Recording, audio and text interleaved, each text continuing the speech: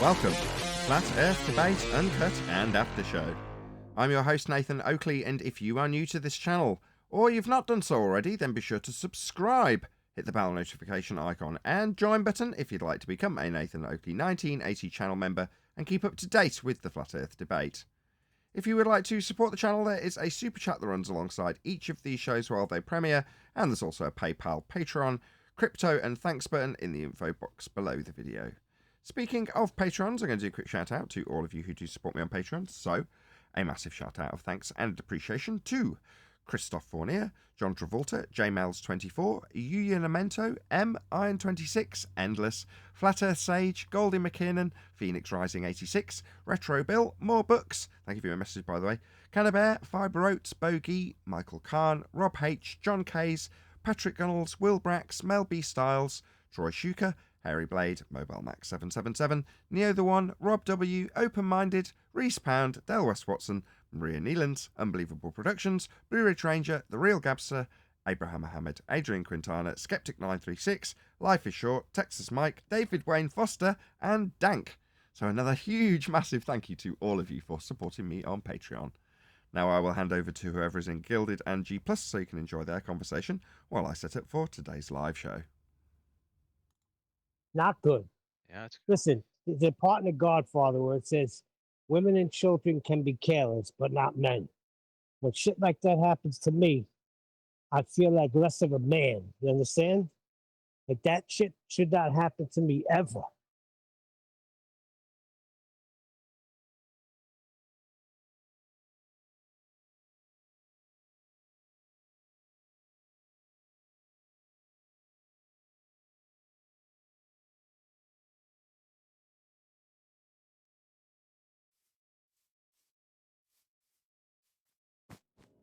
so. What happened? We're not going to find out, looks like.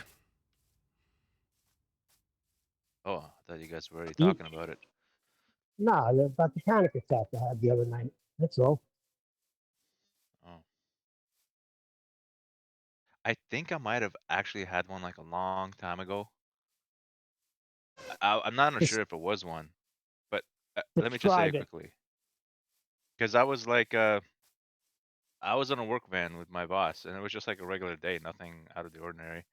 And we were waiting to start our next job, and I noticed something, and I don't know. I don't know if it was like, I don't know how to even to describe it anymore. I don't even know what I described. But my boss was like, maybe it's like a panic attack or something like that. I'm like, what? So I don't really remember it anymore, Neil. What was yours like?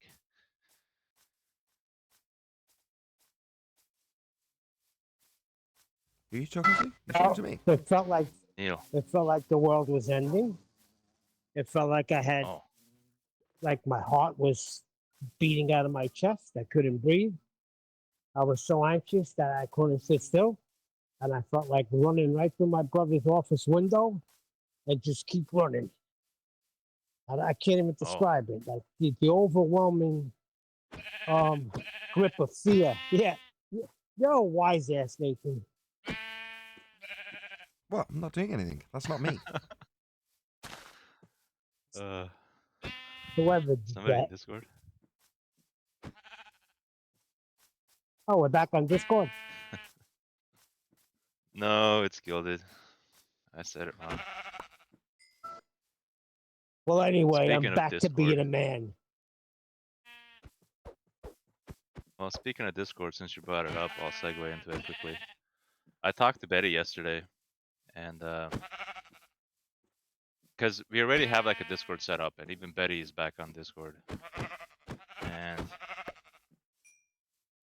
is that the game, like Minecraft or something? That's my daughter playing Minecraft. Okay. I left it So on. there you go, 'Cause Neil. I There's left your the sound answer. on because there was nobody talking. Oh, so Right. your daughter even calls me like a bad sheep. Huh? Right. Well, anyways, Betty's back on Discord too. So now we got two options available just going forward, just for you guys to keep in mind. So, and it seems like the email tied to the account, you can still sign in with the same email, right? Because the old accounts are finally wiped. So it seems like there's like no attachments like your previous account by email, so you can sign in with your old email to Discord again. But your IP address might need to be changed, but I'm not sure about that either. So what you're saying is, if So needs must, I could just set up a new Discord. Not a new Discord, but a new account for Discord, and Betty's got one if we need to use it. yes, Okay. For the now, as it was me that ballsed up the other day, not Gilded, I'm happy to stick with Gilded. And, you know, to be honest, it keeps out right. the riff. I'm just. Go on. All I want to do is just present the option and then leave it up to you guys to decide what you guys want to do. That's it. All I want is a gateway for the public. That's it. But that sounds like, oh, so simple. Yeah, but a gateway that produces good audio and then we can hear them clearly when they come in, if they come in. That's it. So long as there is a means for somebody to come in, then I'm happy. I don't care if it's popular or unpopular. Doesn't matter whether or not Discord is more popular than Gilded in that regard. If you're watching the show live and you go, they're wrong. What are they talking about? You can't get an elevation angle from a curved baseline. Earth's curved and we use elevation angles. So I'm going to go and tell them how we do use elevation angles and Earth is actually a sphere, you muppet. You know, something like that. So long as they can get in and say that, I don't care if there's a tertiary audience, or not audience, tertiary panel that comes from Discord. So what if there isn't? No offense to you guys in Gilded right now, but, you know, it's a public gateway. If you guys choose to use the public gateway to sit around and listen to the show in the after show, for instance, so be it. That's fine. I don't care. So long as the gateway's open. Okay. Nathan wants perfection. I just want it to sound like it's clear. It's not perfection. It's just you want it to sound clear. And No, I be a public understand what gateway, you're that's it. saying because when I listen to the show back, my mic sounds horrible. I don't even want to be on anymore until I get a better mic. Terrible. You only sound bad by comparison to everyone else, but you could sound a lot worse. Just trust me. Go on another show and listen to how you sound at the end when you played back.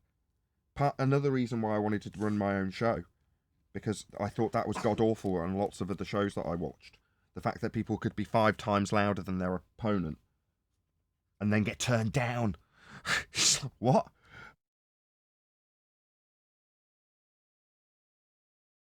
What is there besides when using a phone, besides the headphones that the phone provide, or even ones that you buy in the store? There's no other way I could go, right? They're all crap. What do you want? They're all rubbish. Don't worry about it, Neil. It's fine. It sounds fine. Normally, the main problems are going to be caused by things like conflicts, sound conflicts at my end. Those are what make it terrible. Or, more likely than anything, not balancing up the different guests. So you can be a bit rough around the edges. Not that I'm saying you are. And also your audio can be terrible. But, so long as you're roughly the same volume as everyone around you, nobody's going to mind, if you're just a little bit rough around the edges and you've got slightly worse audio than everyone else. Well, it sounds muffled most of the time. No, it's fine.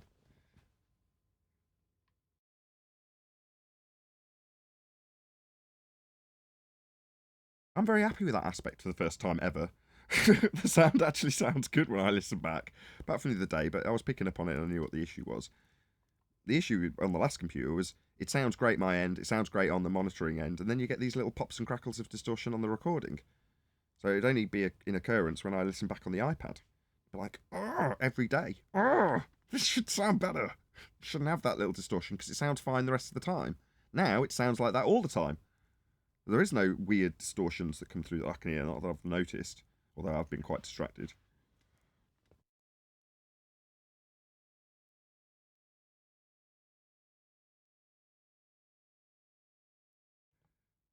I'll be feeling a lot better next week. I'll have my rest over the weekend. And come Monday, I'll be a lot more enthused.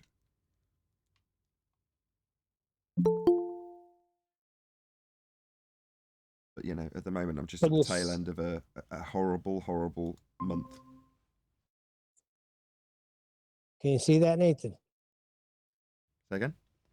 Can you see that? No. Nothing? What is it? carpet for the shoot that they're doing. So we had to like draw it out and then make it all these different colors, seam it together. This guy, Matthew Barney, whoever he is, some sort of artist. Everything they do here is like weird type of art. I guess whatever shoots they do, videos. Big money though. Okay. Why are you showing us though? Just to show us. Yeah, it looks pretty cool, don't it?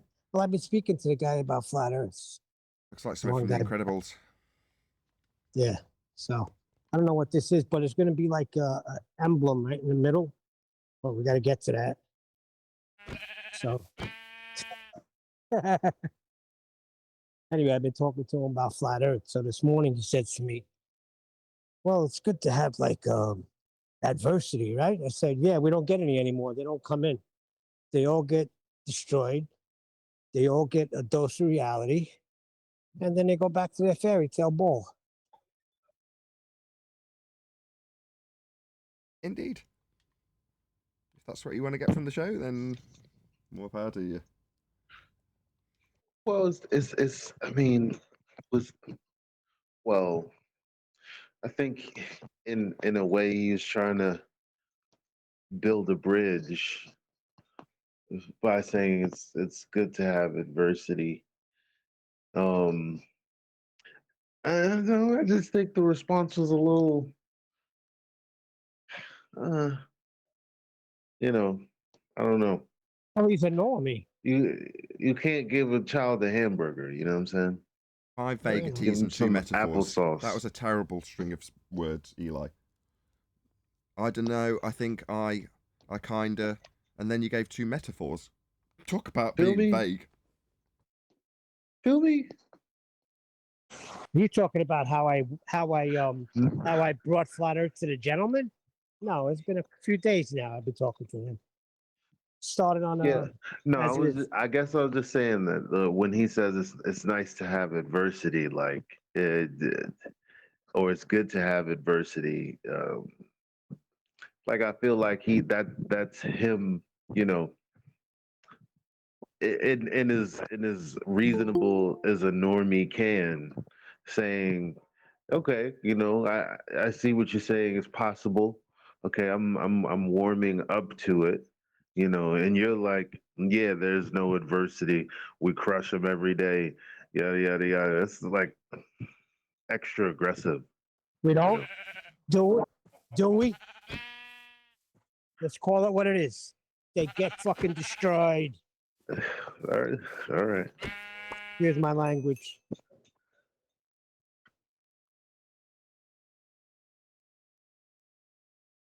Yeah, indeed.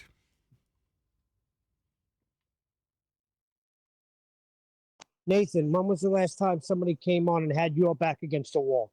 Just tell me when. I don't know. Thank you. Case closed. Next. Hey, everybody. Hey, Brian. When was the last time any of us had our back against the wall on any subject in this arena? I was just going to ask Brian, when was the last time you had your back against the wall? I didn't have. It's always only been tactics.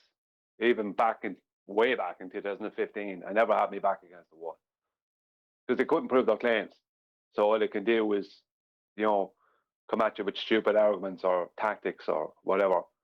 You know, they win debates on tactics, not on information or facts. You know, that kind of way. If they win anything.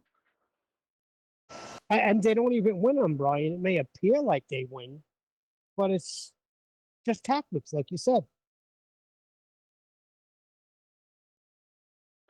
Well, there's a video the poet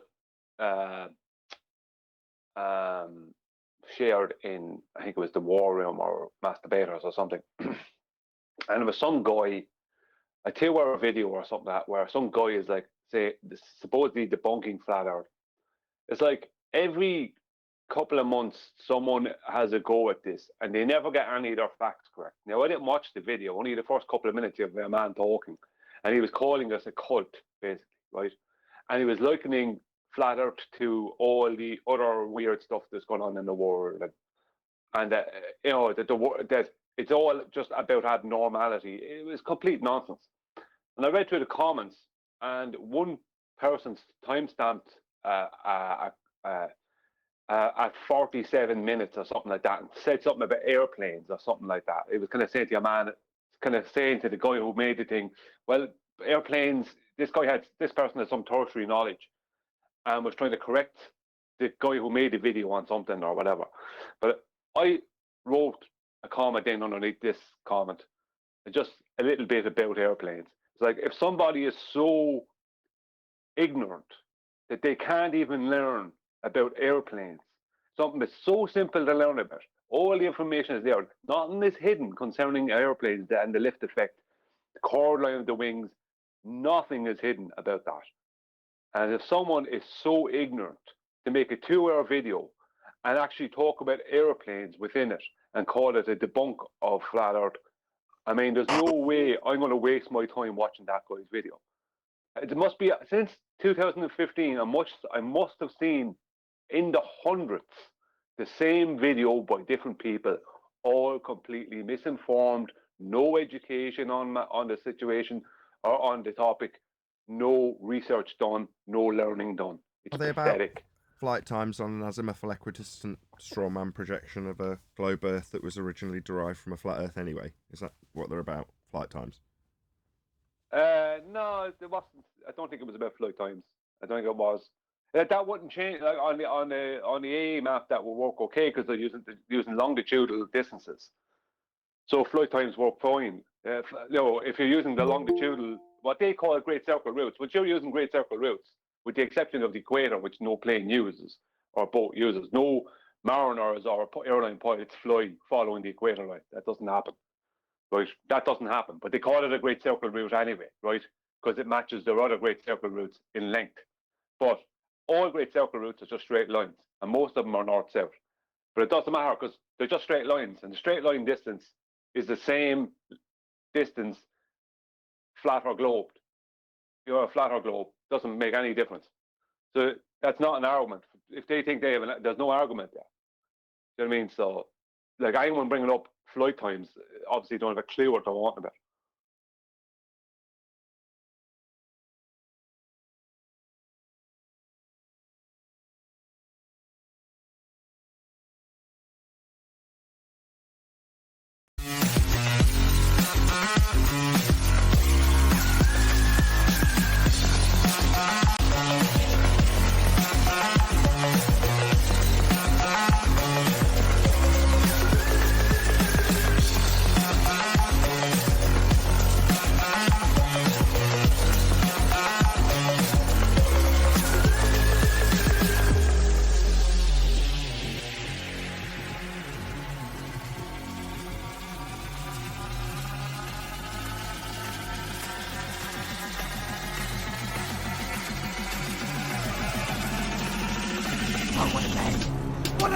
Welcome to Flat Earth Debate Live. I'm your host Nathan Oakley, and if you are new to this channel, or you've not done so already, then be sure to subscribe, hit the bell notification icon and join button if you'd like to become a Nathan Oakley 1980 channel member and keep up to date with the Flat Earth Debate. If you would like to support the channel, there is a super chat that runs alongside each of these shows while they are live, and there's also a PayPal, Patreon and crypto link in the info box below the video.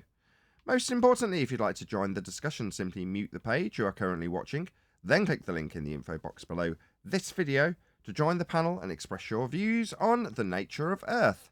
If you do join, please don't swear. If you do, you'll be ejected, and if you are, please don't try to rejoin the stream using sock accounts. You'll be warmly welcome back on the next stream. Now, we are joined by Eli, Paul, Brian's Logic, Neil, Arwin, and a whole bunch of people in Gilded, so welcome, one and all. Hello, hello, hello out there. Hello. The battery's run out on my Lite remote control. I'll be back in 10 seconds. Can you ever just get it right, Nathan? Running around doing manual lighting. The things we do to look pretty in the intro. Anyway, any evidence of a physical geometric sphere edge horizon, formerly known as the curve of the Earth? No.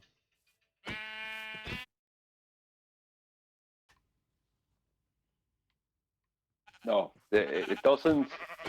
We were told by more than one source, and we have all the official sources available, that it is something that only exists within the maths for a globe Earth. It doesn't exist in reality.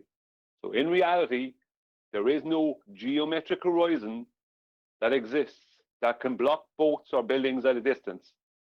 That doesn't happen, doesn't exist. It was a lie. Any evidence of axial rotation of the Earth-based variety?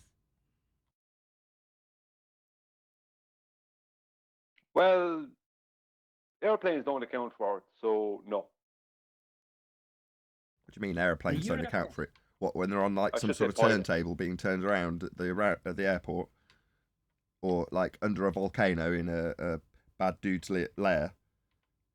What do you mean turning around on an aeroplane? How would you account No, I for it said unless you were spinning on the aeroplane?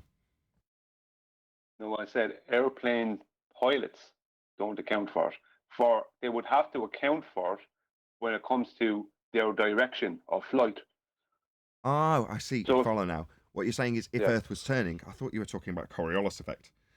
no, come on, man. No. Come on, I was like. ahead of you, and that was, my bad. You weren't talking about Coriolis effect. You were just talking about Earth turning. Yeah, pilots would have to account for that because it would bring the continent that we're travelling towards them if they're travelling west.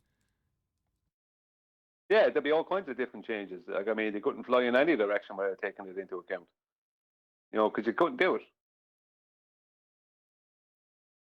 Anybody in Gilded? Any word on axial rotation evidence? I appeal to you because it's not something we've dwelled on for a few days. What with all my distractions, mostly. Moving on. Any evidence of the distance to the sun? No. No. There's only what they claim to be an angular size. I've never seen it be anything other than what they claim to be an angular size.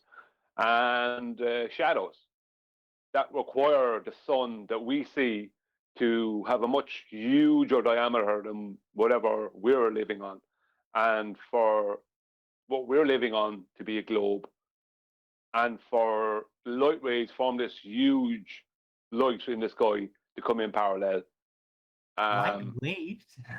Light rays Oh, to come in parallel. And then maybe there's some evidence for the distance to the sun. Let's hear it. Or either that or the sun is closer local and we live on a flat plane. or it's not local, it's non-local. I haven't heard It's any not evidence. anywhere, it's just a light. Let me just repeat the question to Brian. Any evidence of the distance to the sun? No, there isn't. There isn't any evidence. You said there was. There could be some evidence, you said.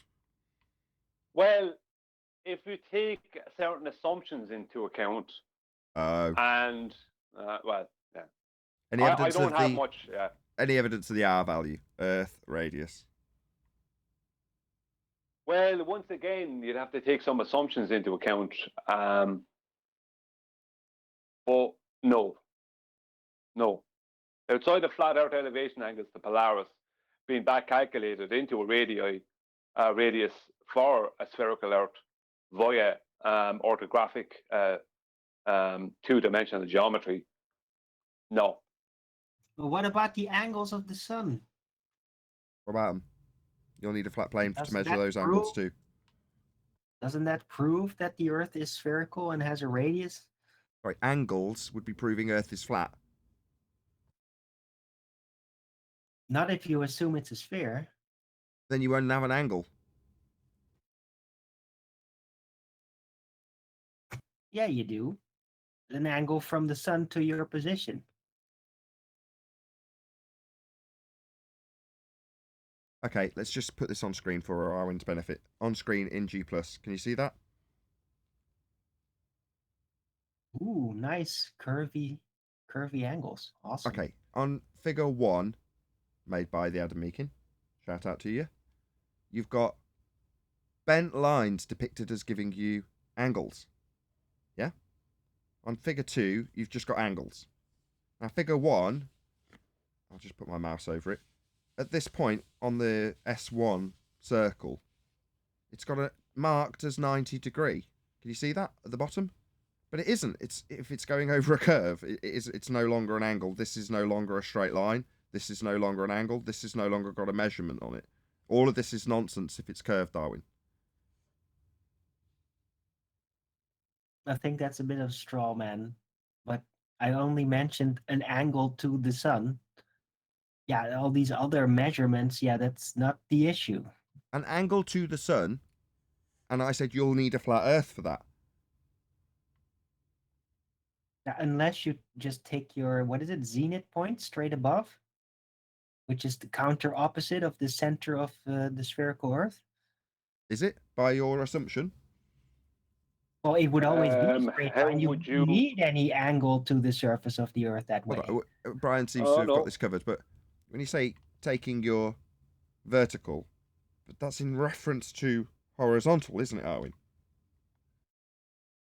Yeah, but on a sphere, that is no problem. And again, no, you don't have a horizontal reference, aka baseline, if the surface is curved. With this twice, but maybe Brian's got something else you to add don't to that. need that. Go ahead, Brian.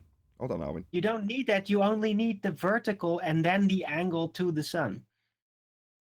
And then you don't need any flat baseline. How'd you get vertical? In reference to what? If you're dropping a plumb line, it's vertical in reference to horizontal. This is the second time we've covered that now. Presumably going to hand wave it for the third time. Brian, did you have something else? In reference to, but it doesn't need to involve it. It right? always involves it. What do you mean it doesn't have to involve it? Talking about Euclidean geometry. You don't need that information of what the horizontal is like in order to do it like that. You just take the vertical and then the angle to the sun, and then you got straight line angles even on a sphere, because you don't need the horizontal to be anything. You do. No, I'm sorry. So, minus it from 90. 1 second, Brian. Hold on. 1 second. We just dropped the plumb bob from the thing that we're doing. Would appear to be like the sun, and there is no way if that ground wasn't flat in the bottom, you would get that. If that was curved on the bottom, you would not be able to get anything. Yes, thank you, Neil. Brian, did you want to add something? You don't need the horizon for an angle. Bloody hell, Arwin. Well, one of the things I was going to mention, you already mentioned, Nathan, is that how do you know you have a vertical without knowing you have a horizontal? You don't. You can't know. Yeah, you can't know. You have to have a perpendicular. That's number one. Number two is, Arwin, what you're trying to claim is a zenith angle from a vertical. That's what you're trying to claim. So if I want to use the Earth's surface, like the horizon, to get the same angle to the sun, can I do that? In reality, not on the sphere. In reality, that's the point. Can I do it? That's the point. Okay, that's what I'm trying to say. If you All can I'm see saying that. is we don't need that. You just need that vertical and the angle to the sun, and then you don't need the horizon to do that. You can just the horizon. presuppose the Earth Nobody is a mentioned the sphere, but it horizon. doesn't matter. Nobody mentioned the horizon. You mentioned vertical. We pointed out that will require horizontal, and if you're talking about angles, and you're going to be utilizing them, you'll be minusing it from 90 anyway. You don't need a horizontal to establish a vertical. You just need gravity. Baldwin, with a marine sextant, do they take the angle between the visible sea horizon and the sun? I don't know. That's not how I'm doing it. We didn't ask you how you're doing it, Baldwin. Has it done on the Arwin sextant? Oh, there isn't one. We'll just move on with the basic normal marine sextant then, shall we? Given that that is a tool definitely used to this day. They still keep them on aeroplanes. I mean, you could do that, but if we're going to establish the proof of a radius based on the angles of the sun, you're going to have to use a vertical. You are, but what are you going to reference that to? Not the ground. To a plumb bob. No, Arwin. The distance to the sun is a back-engineered situation based on the necessity to explain shadows in the real world. So you have to start with the assumption that it's already a sphere of a particular size. with a particular radius for those shadows, for you to back calculate what size and distance the sun has to be to give you those shadows. Of So you course don't we need to measure anything. presuppose, but that you're straw manning me with this distance. The distance of the sun is not No, that's relevant. right. You Sorry, said the Arwen, then sun. just stop. We're asking about the distance to the sun specifically, so you're not going to get away with, oh well, I'm not even answering the question that you're asking that I've attempted to red herring for the last 10 minutes straight. Well, I wasn't even talking about. What were you talking about then, Arwen? Given that we're in the middle of What? housekeeping, asking We're about the talking distance about to the the sun. radius. We moved on from the distance to the sun. This was Intrinsically about the linked. radius establishment, and I it's said gonna run based past me. on the angle with the sun. That has nothing to do with the distance to the sun. That's a straw man. No, it's. You literally didn't listen to you like he ignored me 3 times too. Then didn't listen to you, Brian. Arwen, no, he didn't, Nathan. No, Arwen. The distance to the sun, right, and the radius are interlinked. They have to pre-assume a radius and a particular spherical size to the Earth, and that the Earth was a sphere, before they could ever come up with any distance to the sun. So the radius can't be derived from angles to the sun when it was necessary to pre-assume a particular radius and spherical size to the Earth, and the Earth being the sphere, to get the distance to the sun. They are circular reason. Yeah, but I'm not involving the distance to the sun. That's You what are you're when you doing. talk about the radius being derived from angles to the sun. Yeah. What Yeah, does that those have to do angles with the mean distance? nothing if you don't pre-assume that the Earth is already a sphere with a radius of a particular size. Then those angles that you're talking about from zenith mean absolutely nothing. You haven't proven anything about the Earth you're standing on. You've just begged the question through circular reasoning. Yeah. Well, you have to, terrestrial refraction and all that. I mean, come on, what's the issue here? I don't want to be strawman with this distance of the sun because I didn't involve that. It doesn't matter. It's part of your claim. Once you talk about angles to the sun to derive a radius from, then you're already invoking a distance to the sun. I don't see that. But Shout out it's been to explained. just one sec. Shout out to Blue Ridge Ranger, who says, as my uncle used to say, it's flat as a plate of piss. That's just so beautiful. What a lovely sentiment. Thank you for the super chat, Blue Ridge Ranger.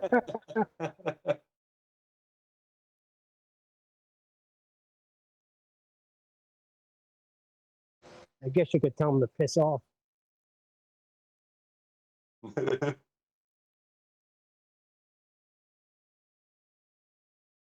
I didn't mean that to completely kill the conversation, that super chat, and I'm sure Blue Ridge Ranger didn't intend it to completely kill the conversation either, but I'll move on with housekeeping. Any scientific evidence of gravity? Well, Arwen just mentioned it. Yeah, plumb bobs. They go straight to the center of the Earth. That's why they're so useful at establishing angles of the sun in order to know that the Earth is a sphere. What? How are you getting the angle? Yeah, how do you get to the center of the Earth? Gravity. Any scientific evidence of gravity? So in his logic, then the center of the Earth is scientific evidence of gravity. What center of what Earth? What's he talking about? Arwen just said the center of the Earth. The presupposed center of the Earth that literally 2 minutes ago he was denying as part of his argument, and we pointed out that it was interleaved and interweaved with the horizon. The R value, are we? Yeah, but that was a straw that man. one. I totally disagree with that. Other than you're now completely assuming it off the bat for this answer. For scientific What? evidence The of center gravity, of you're Earth? assuming a center of the Earth. Yeah, but you don't need the horizon for a center of the Earth. You only need gravity, and that's a plumb bob, basically. Gravity's a plumb bob. What are you talking about? No, a plumb bob is representative of gravity because it is affected by the gravity, which is the pull or push or whatever something to the center of the Earth, and also supposedly space-time bending, which isn't anything. Pull or push on what? Stuff. It's not a force. How's it going to push? Stuff? Like gases is stuff. That show, You man. could think of it as stuff, No, gas but is it doesn't stuff. really fit the model, though. But Gas is stuff. What do you want? Oxygen, stuff. Yeah. That's the end of that conversation then. So, any scientific evidence of gravity? Plumb Bob, my ass. I don't know. well, you already said it, so I don't need to repeat it myself.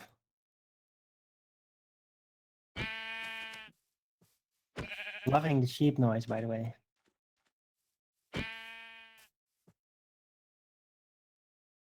Any single viable hypothesis from any of the fields of astronomy, cosmology, or astrophysics?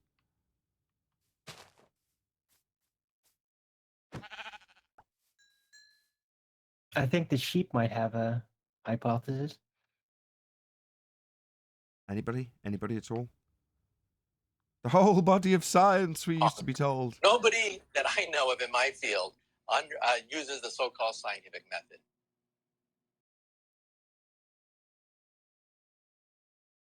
What about any evidence of gas pressure without the necessary antecedent of a container to press upon? The ex-that guy who just said that. Who's that? What's his name again? Michikaku? Yeah.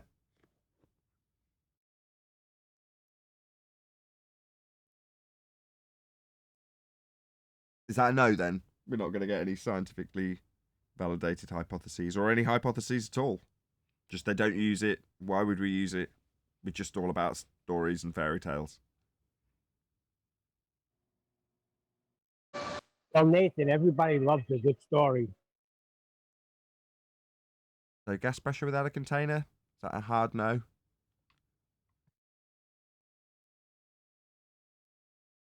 But yeah, there's a Well, claim that we've got a sky no. vacuum. Don't mind if we dwell No, on this for there a bit. is no. Sorry. I'll just say Sorry we should... if I went a bit over the edge with the ball-win thing.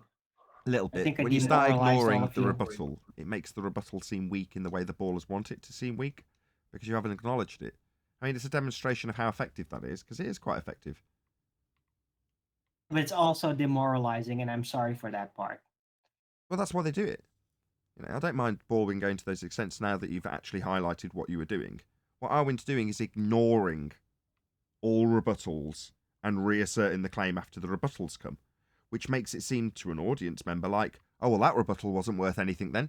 No, it annihilated his point completely and entirely. He just entirely ignored it, because it was far easier to reassert the claim again. We've seen it here 100 times. That's why Arwin did it. Glad you mentioned it. Now you're off the hook. It was very easy to just say, like, yeah, that's how it's traditionally done and all these things involved, but we can find a way around it. I mean, technically, I don't even think I made this up. Like using the vertical and all that, right? But it's very impractical on a ship. Of course, if you would use that, you would much rather want to use the horizon because it's a more stable factor since you're on a rocking ship. And a plumb bob is just going to keep wobbling. Right? So even for if it wasn't. pragmatic purposes, it would be useless. But if you want to only establish the radius of the Earth through presupposition, then using a plumb bob is much easier than having to deal with that annoying terrestrially refracted horizon. Gives you vertical, and that is establishing it in Euclidean terms with a reference to the horizontal, Arwin. Completely ignored it last time. I've said it 3 times. Brian said it twice. You've gone, oh yeah, I acknowledge it. But you haven't acknowledged it in your, oh right, I concede that was unreasonable to keep repeating the same thing. Then you've repeated it again and gone silent when I've repeated the same thing back to you that Brian said twice. I've now said 4 times. Okay. Not really. I don't know what's up with you. I'm just not giving in. That's all. That's not an effective educational tool, really. What are you winning? Is it your pain relief for the ball that you need? No. So, what's your motivation exactly? I'm just not done yet with the argument. I have to think about it. No, but that's the point you are. You're done with the argument. The argument is concluded. You're making it seem to the audience like you're not done because the argument isn't done. Well, that's not the case. You're just not done. That's what that is. Yeah, but that's because I actually disagree. Not as Baldwin. I actually technically disagree. What So- do you disagree with, Arwen? I disagree with that notion that a vertical automatically involves a horizontal. That's But just not true. You don't know if you have a correct vertical without the horizontal. You don't know if your vertical is a correct vertical without the horizontal. That's the whole point of perpendicular. That's not true. They are A plumb bob intrinsically linked. can give you that information Ugh. perfectly. You would not need to see a horizon. You can be in the middle of a box, and a plumb Yeah, bob will show you perfectly what the vertical is. What is the It's plumb just bob in not reference to? true. What is it in reference to? What is the plumb bob in reference to? Horizontal. And that's all very cute that you immediately infer that, but technically it's not true because you don't need to see the horizon in order to establish a vertical. And that's a fact. Well, if you don't Pragmatic in the field physical fact. Well, how are you taking an angle then, Arwen, without pre-assuming an absolute horizontal with your vertical? Because that means there is no 90. Correct. You can't Well, take an that's angle because you won't have a That's 90. not involved in the argument that you technically do not need physically a horizon to establish a vertical. So For an that's angle. a straw man For from that an little detail. angle. Horizontal in reference to what? Arwen? Whatever you're trying to figure out an angle of.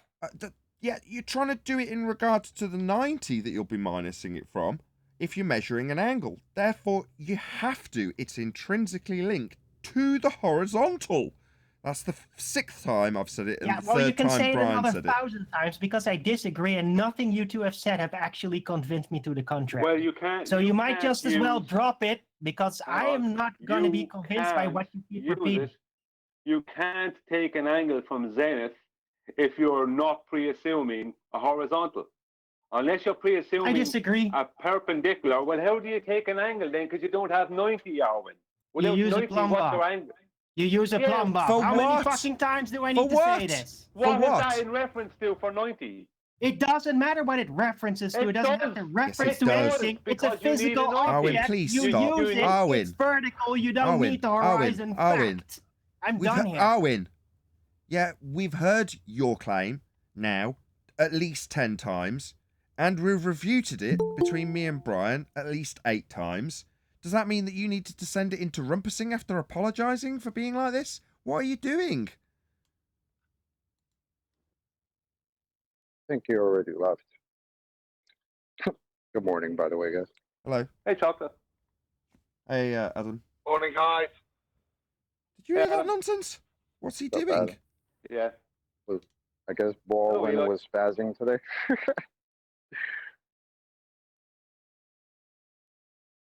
Didn't expand on his point. How did he get around what Brian or I said in any way, shape, or form other than saying he just disagrees? And you He's don't. missing the point. Sorry, Nathan. No, I was just going to say, I was just going to parrot what he'd said when I've told him to stop. Go ahead, Brian.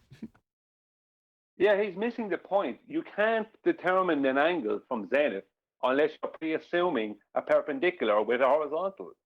Because your angle, what you're calling an angle can't be called an angle then. You don't have anything because you don't have a 90 if you're saying you don't need a horizontal. You may not have a physical horizontal, but you have to reference a horizontal to the vertical. Sorry. Right. I mean, if he was a true baller, which he's not, he's too slippery because his ball win, we'd just throw up one of their diagrams. Maybe that's what he was aiming for, that we'd throw up a baller diagram and start educating him on what the ballers claim. Because that's technically a win for him too, isn't it, as a baller? If we start saying, here's how your claim pads out on your globe, we're no longer defending how it isn't a globe. In other words, we've moved past his bit that he's rumpused on 15 times or whatever it ended up being 10 times. Yeah? Well, that's the winning point. So let's get back to us pointing out how his claim should be so he can argue with us properly. It's like he lost. And then descending it into rumpusing. Pretty severe on his point. I don't really understand why he would be doing that. Maybe he's just missing that aspect of not having that many ballers around.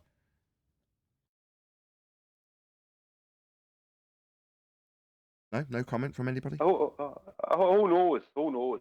He's missing the point and he's not interested in how he's missing it. And what can you do? He just decided to be angry and leave. I don't know why he does these things. Owen kicked off. Yeah, I just asked if Yeah. you heard it. No, I'd literally just joined this. I've literally just Chocolate say hello and I've said hello, so I've missed. Okay, The Brian, can you point. give Adam a quick summary? Hopefully long enough for me to make a brew. Yeah. Well, when you heard me say hello, Arwen had just rage quit like 30 seconds before that. So I don't know what happened. So we got rage win, not just ball win. We got rage win back. Pretty much. That's what it sounded like. I miss all the good fun. Look at all that extra work I do on a Friday, and you miss all the good stuff from our little echo chamber that we have. Basically, what happened, Adam, is Aaron was playing Baldwin when we were talking about distance to the sun and the radius of the globe. And he started stating how you can get the radius, derive the radius from angles to the sun. Nathan said you can't have angles on a spherical surface. And Aaron then started saying, I don't need to use the surface, I just use a vertical and an angle from zenith. We were pointing out, hang on, Neil, let me go through this. We were pointing out that you can't use a vertical without referencing horizontal to get your 90. You're going to have to use a 90 to take an angle. And he wouldn't accept that you needed the horizontal, which means that he wasn't accepting that you needed a 90. And he got angry and left. You just make that your tangent plane if you're ball win at that point. And then proceed from there. Yeah. That's what they would normally do, but he decided that he didn't need even that. And he wasn't even being Baldwin at this point, he was just being Arwen. And he stated, I'm being Baldwin, being Arwen, and he just got angry and left. I put a sun down and I put a right angle on it. And I was showing it on the video while you were arguing. Yeah, tangent plane again. That's kind of what I said, Adam. Maybe that's where he was hoping to lead us, where we have to correct him on his globe plane. And in a way, that's kind of us making his claim for him while we show how it works, in quotes, on a sphere. Because you draw out a tangent plane to a sphere, but then you're not dealing with the spherical surface, is where the argument would go. If you were dealing with somebody who was being honest about how the globe claim actually works, as you say, with them drawing out a tangent plane. But why, when we've got the win, would we want to take it to their diagrams to educate him on his claim that we've defeated? That was what frustrated me.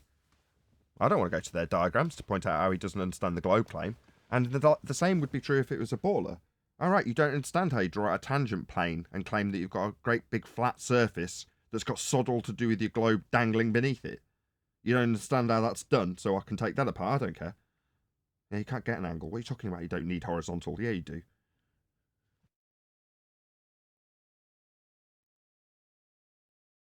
Even if the horizontal isn't in reference to the nature of the surface because you believe you're on a ball, like I say, you've still got to generate that horizontal for it to have reference to your angles too. So yeah,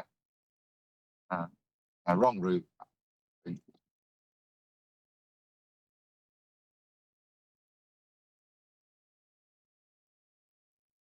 What else didn't we cover? Any evidence of a self-perpetuating molten iron core at the centre of a presupposed spherical Earth?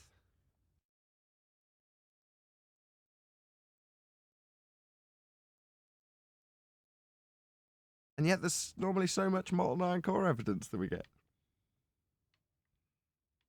Somebody mentioned the other week we've got to change that question. It's any evidence not of a molten iron core, a super ionic molten iron core, I think now. So that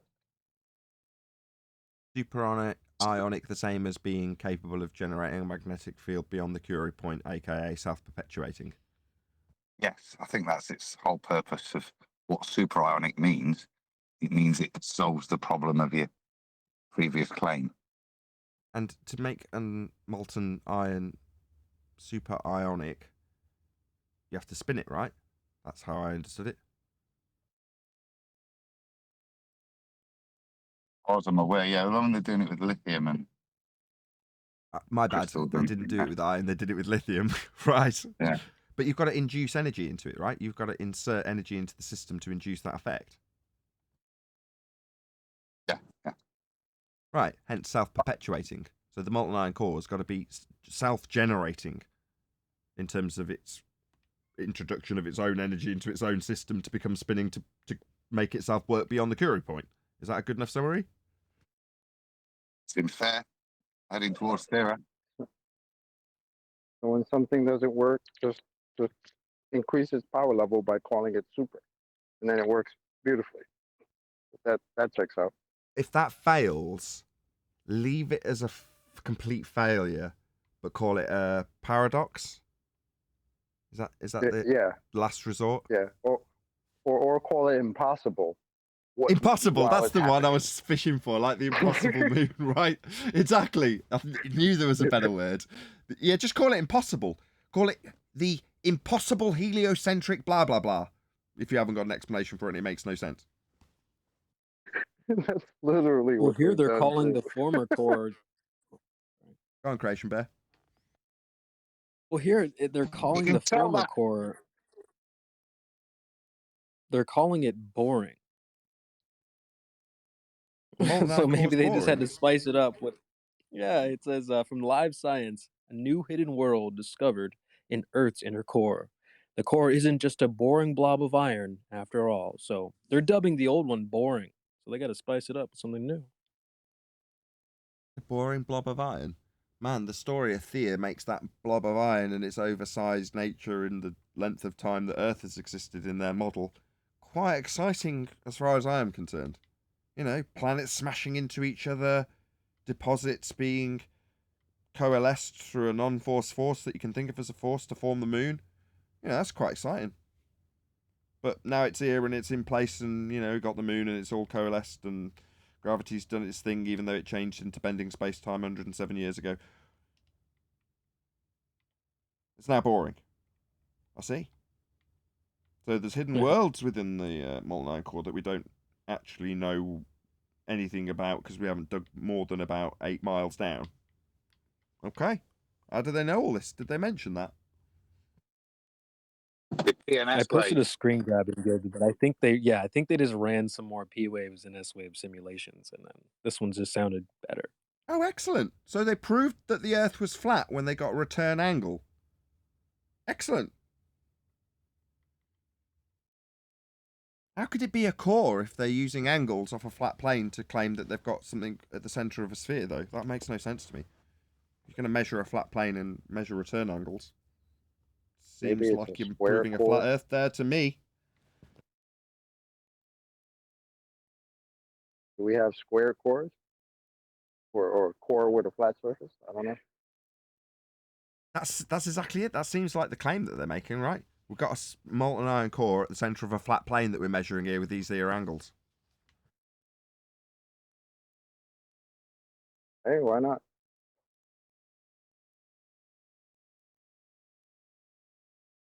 Did anybody watch Flatsoid yesterday? I think that's the last of the housekeeping questions. Did I miss any? Don't think so. Anyone catch Cats and Flatsoid? I caught about 2 or 3 minutes before I got irritated and tuned out. I take that as a no. I didn't catch it, but I will never forget his Flatsoid performance of Professor Francois. I think he did like a year ago here. That was amazing. Do you remember that, Nathan? Who did the impression? I don't. Yeah, Flatsoid came in one day and put his baller cap on, and he did this like French professor character. It was amazing. I don't know. It was like a year ago or something. Great performance from Flatsoid here in the Flat Earth debate. I vaguely remember. I might have trimmed it out because I did an advert for Flatsoid about a year ago. Maybe it was that. A year's a long time in Flat Earth. Yeah, Flatsoid's killing it at the moment. A few people have come to my comments and gone, it's dying on this channel. It's Flatsoid's where it's at. And you kind of think, yeah, I'll give you that. Flatsoid's a lot more on top of things than I am at the moment. I'm on the verge of exhaustion and burning out. Giving him advice when he gets his new computer going, you know, just because you've got a new computer, don't burn yourself out. What a total hypocrite. Up till 4 in the morning, night after night, letting my channel slip. So yeah, if you were that commenter, yeah, you're right, Flatsoids is where it's at the moment. That'll change come next week when I'm back on track and focused. But for the now, absolutely, I couldn't agree with you more. Not that it's a competition between me and Flatsoid in the slightest. I wish him every success. But yeah, hopefully you are all tuned in. Paul, can we do a proper plug for the Hammer and Refracted Philosophy channel? He said he might join towards the end of the live show, if that's all right. Yeah, sure. I tuned into that yesterday as well. So, are you a mod? Can you spam chat with links to refractive philosophy? Not on YouTube, but I can on Gilded. And you can on Gilded. Are you in Master Debaters? Can you pop a link that somebody can spam the YouTube live chat with as I talk? Yeah, about they're already in there after your Google Meet link. Oh, Divergent Droid's done it, has he? No, Eli Freeman. Please subscribe. Flat Earth Debate panel member Eli Freeman. What I need is Refracted Philosophy's channel. So the Hammer, who may join us later. Shall I wait to do this plug till he gets here? Yeah. Okay. But hopefully, if somebody can, be prepared to have a link to Refracted Philosophy so we can spam it when we talk to him if he gets here today. Hopefully, he will. I've been meaning to do this plug all week, but I've just been distracted. But yeah, so hopefully we'll get people to subscribe today to Refracted Philosophy YouTube channel, as he's very, very new, and hopefully he'll get at least up to 100 subscribers at the very least. Oh, that would be ace. Thank you. Yeah, there's a lot going on in the background at the moment. So Paul's helped me set up an Odyssey account, which is great. As I've said a couple of times, that might hopefully encourage a few people to come over, subscribe on YouTube. Oh, here we go. This is the Hammer, isn't it? If I remember correctly from this name. Yep. How you doing? Hey, what's up, guys? How's it going? I was listening in on YouTube. Yeah, I was gonna join a little bit later, but I heard you mention me, so figured I'd hop in. Who are you? Tell us all about yourself. I'm the guy. I'm that guy. I might be roboting, so I apologize. No, you sound good. You sound good. So do you go by the Hammer? You've joined under a different name. Yes, sir. Yep. It's the Hammer. I got it, but I try to keep it a little bit anonymous in a way. But yeah, I go by the Hammer. I seen you dropped into the show yesterday. That was cool. Really interesting, I thought, conversation going on about the Kalam cosmological argument. You guys familiar with that at all? No. So basically it has the premise, some premises of, I gotta quickly look it up here, I apologize, but essentially that anything that's in existence, let me get the actual thing here. I apologize. Well, it's all right. While you're digging that up, Divergent Droid has spammed a channel link to Refractive Philosophy. So that's the YouTube channel that we're talking about. So go and subscribe today. As I say, it's a very new YouTube channel, but it'd be nice to get this sort of channel up to 1,000 subscribers almost immediately when they join, because that does definitely help them in the algorithm. So if you're watching this now live, click on Divergent Droid's link now. We're looking up stuff to be referencing anyway, and then just come back in 2 or 3 minutes when you've clicked the subscribe button. Because hopefully, I can't see how many people are in the live stream right now, but hopefully at this sort of time, there's normally about 100-ish people in the live stream. You know, I don't care if the numbers drop to 5 because you all bugger off and go and click the subscribe button. But hopefully everyone in the YouTube live stream right now will go and subscribe to that channel. But yeah, up and coming YouTube channels with people that are really enthusiastic about the subject matter we cover, definitely worth plugging. Definitely worth subscribing. Why aren't you subscribed already? Why didn't you know about this guy already? It's unreasonable, people in the live audience. You should be subscribed. Have they all clicked on that link? My numbers dropped. Who knows? It's my fault, Nathan. I haven't done enough promoting, but I want to provide quality content to the people. You know what I mean? They're thirsty. Like you said, you're getting a little bit burnt out. You've been doing a lot of hard work, but you need support. We need to help you out and get this information out there, or get people talking about it. You know what I mean? The Glovers they're backed in a corner, and they're just saying, "Oh, it's dying, because they're just projecting what they want, but it's not dead. It's blowing up. I'm telling you. Anyway, cosmological argument real quick. Everything that begins to exist has a cause. The universe began to exist. Therefore, the universe has a cause. That was the first 3 premises. And they were going on about that yesterday if you want to check out that show.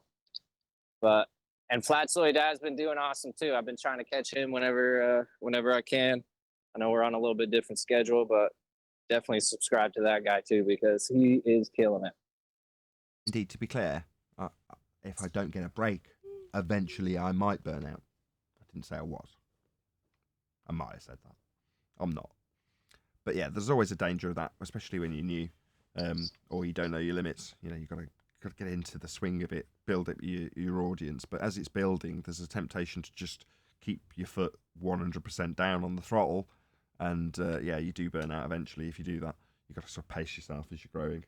But with a bit of luck, there's I can see the viewer numbers now. There's about 90 people in the live stream chat. Easily enough to get your channel over the first hurdle of 100 subscribers. Much appreciated as always, man.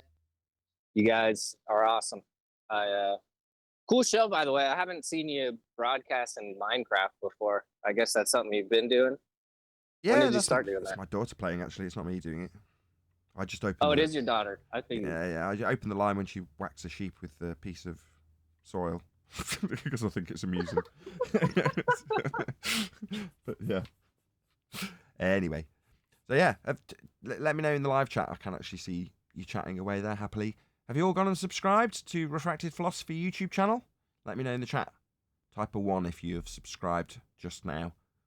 Type a 2 if you are subscribed already. If you're not subscribed after that massive plug, get out. No, I'm only joking. Smash the super chat. No, get the hell out. God bless Dank. He's already a subscriber. Shout out to Dank. He's the man. One of the added bonuses of me getting close to being burnt out is that while I've been fiddling around with the computer, I've been doing members-only live streams.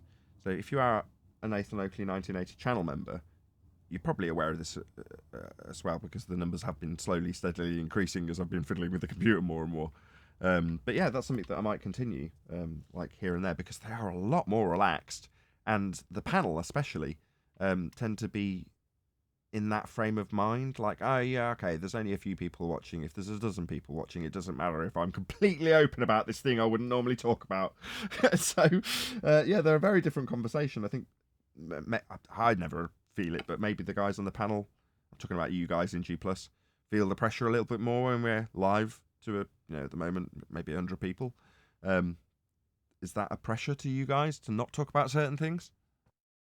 Not pressure of particular topics. It's about not chatting shit. So if we're in a live show, certainly for me, if I say something, it needs to be considered and correct, and it's going to be rebutted. I should understand why. Whereas in a live show, I would probably put less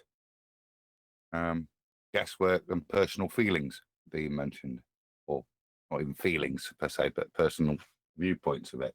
Gotcha. That aren't necessarily substantiated.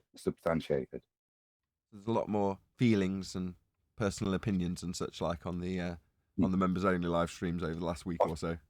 Chocolate gets very emotional, doesn't he? We all do. And feelings. The only thing that seems to change between one of those conversations that I'm involved in and your average conversation where there's no broadcasting, no recording, no nothing, is that occasionally you'll have some member of the panel point out how we argue, and they say we don't argue with each other. Like, handbags are all in the middle. We do argue. Look, we're disagreeing right now. You're like, yeah. I won't lie. I curse a little bit more, just to be honest, because I don't want to say you're cursing like a trucker on your live stream. But that's the only difference I really try to make. Alwyn left the show because we get along and agree on everything. Because it's a complete echo chamber and we never disagree with each other. That said, we did disagree while he was trying to argue for the ball, just denying a certain principle of Euclidean geometry. But, in so doing, maybe a different baller would pick up on that and go, hey, you know what? That actually works. If I just deny their very concise rebuttal over and over and over and over again, eventually they'll have to educate me in how I don't understand my model, and then they're telling their audience about my model and how it works. Wow, that'd be a win. Well, it's kind of sad that Alwyn is the only one that could put forth an argument that they all hide and nobody wants to come in anymore. It's kind of sad. If something that the whole world believes in, but yet nobody's coming in to defend it or even win Bitcoin. Quite telling. Well, what I'd say about that is I don't really want the usuals to come in. Like, we dealt with enough of them for years. If someone's going to come in, I want them to be somebody of note, somebody who has an education, degrees, PhDs, that they can validate who they are. They're still going to lose. But the point of the matter is They're that hiding, Brian. what's the point? But what's the point in the usuals coming in? The usual content creators on our opposing side. What have we got to gain from arguing with them anymore? Nothing. Exactly. I mean, there's no point in it. But there's still a new audience out there. Every day there's probably new people out there coming into this. Yeah, but you're missing the point. Well, I won't say you're missing the point. I got you. I won't say you're missing the point. You have to leave me get it out though. Okay, sorry. Right. What we need is for people to come in who have an education, degrees, PhDs and stuff like that. But we won't get them coming in because they will avoid it like the plague unless they're very naive. So what we have is we have people who we don't want to talk to who won't come in anyway, which kind of suits us, number one. And number two, we have people out there making anti-flat earth or whatever videos and getting all their stuff wrong. So we're kind of stuck in a catch-22 where we don't have anyone coming in, but the only ones that would have come in, we don't want to talk to anyway because we've talked to them too much. No, I wasn't talking about the usual suspects. I want fresh meat too.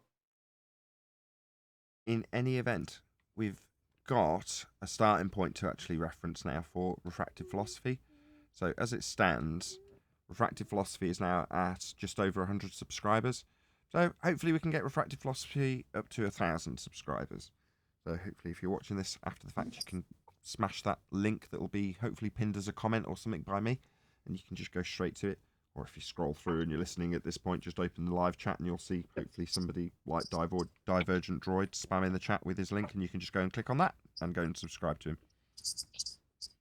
Thank you, man. I really appreciate that. I'm excited we just hit over 100. I got a show going on tonight at 6 o'clock, and I'm supposed to have a chat with Sean G about chemtrails, but I'm being told that I probably shouldn't talk about that on YouTube. I don't know. And just as another teaser real quick, I might be speaking with McToon in about 2 weeks. So look forward to that. Good stuff. So yeah, subscribe today. Lots going on the Refractive Philosophy channel. As I say, it's at its starting point. I'm pleased you're pleased that you've got to your starting point, but you know, you're on the marks at the moment. 102 subscribers. That needs to be 1,000. So hopefully lots and lots and lots of people will go and subscribe to you, and there'll be lots of pinned comments and links. And if you haven't done it already and you're in the live stream, go and do it like right now. Immediately, like without delay. Anyway. When you see Sean G, try to ask him if he's figured out yet if rockets are made of matter. See if he's figured that one out yet. Yeah, let's not poison the well. Let's not do that. Okay, don't do that. Why not? Yeah, he's a total Dumbo. He says some dumb shit. He's not a total Dumbo. He just says some stupid shit. Sean G, that is. No, he's a lawyer. That's what he is. He's a lawyer. Don't they all say he's been a lawyer stuff? from day one. Be careful about having conversations. For anyone who's a new person to hosting content or maybe talking with people, be careful on our opposing side. Be careful about what conversations they want to have with you, because they want to talk about something that will allow someone else on their side to get your channel to strike, or for YouTube to strike you. That's what they're at. They want to just annihilate all channels. Any channel that speaks about anything that's against the globe, they want to annihilate. They can't defend their arguments because they don't have any arguments to begin with. So they want to talk to you about controversial topics that will get your channel taken away. Don't waste your time. I don't know if chemtrails is that controversial, is it? Well, what I would say about it, right now, not to put down the hammer, but why talk about it? Like this is a problem that happens to people who are on the side of flat Earth. They end up talking about other things that are kind of conspiratorial outside of flat Earth. So anyone then who might happen to come to them on a topic like chemtrails will then see they're a flat earther, and if they view chemtrails as conspiratorial, they then view flat Earth as conspiratorial, And you end up not only not addressing the main topic at all times, which is the nature of the earth we live on, but you end up going off into other conspiratorial places, dipping your toes into these places and gaining attention for being conspiratorial, and then also a flat earther, making flat earth conspiratorial. Flat earth is not a conspiracy. I agree. Right. And I had the Yeah, exact that's the problem. same issue straight out of the gate when I got here. So when it was me first out the gate and had some passion for the nonsense coming from flat earthers in that regard, it was Jesse Spots. And he was talking about clone centers and Mandela effect. And I immediately found it extremely objectionable. Like, why are you convoluting this subject with this nonsense about clone centers and Mandela effect?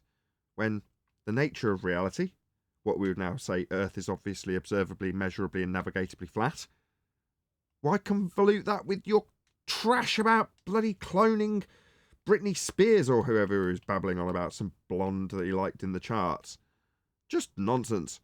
Same goes for the Mandela effect. Unless you understand, like someone like Paula or Infinite Plane Society, actually understand what Mandela effect really is, that'd be standard practice in the media, memory holding stuff, basically. If you understand that, then fine. There are certain people out there that when they talk about Mandela effect, I listen, because they can back it up by showing it. Here you go, here's something memory hold, like, for example. However, there's a huge number of people out there that think it's bloody, I don't know, McDonald's having a different colour M, or whatever crap notion they've got their memory wrong on, bloody silver legs on R2-D2. Who knows? Just crap, basically. Convoluted, conspiratorial garbage that just makes us look like idiots. And I totally object to it. I have done since I got here. Because you're like, no, I'm all for realising the nature of our reality. You know, that's why QE's gone down so well with everybody on this panel, because we're talking about the physics of it, the physical and reality we're dealing with. What's that you say, clone centres?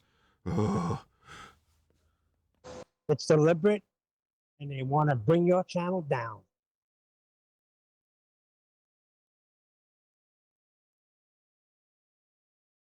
Yeah, I mean, if you think about it like this. Look at all these other things that people will call conspiracies. And the same people will call them conspiracies, a lot of the time would have, or at least still do, call flat earth a conspiracy, just like that video I referenced earlier. Whereas not all these other things, some of them have proven, some elements of what has been said have actually proven to be correct. I'm not denying that. But there is a far more stuff within the conspiracy realm that is not provable or has not proven to be correct, or worse again, has proven to be incorrect. Because we don't want to be part of that. We're not part of that. What we're talking about is the physics and geometry of the world we live in and on. And that's what's important here. The rest of the stuff can be figured out once we show the world that it's not, eventually, once we keep at it, to show the world it's not what they believe it is, or they were told it was. That's what's important. That would be my point. I mean, you could say why you could say the heliocentric model's a conspiracy, really, then, isn't it? Yes, by Let's have it definition, right. yes. That Correct. is the conspiracy. Yes, that's correct. Yeah, exactly.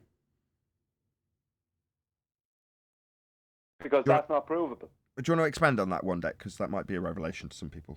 Maybe not, but...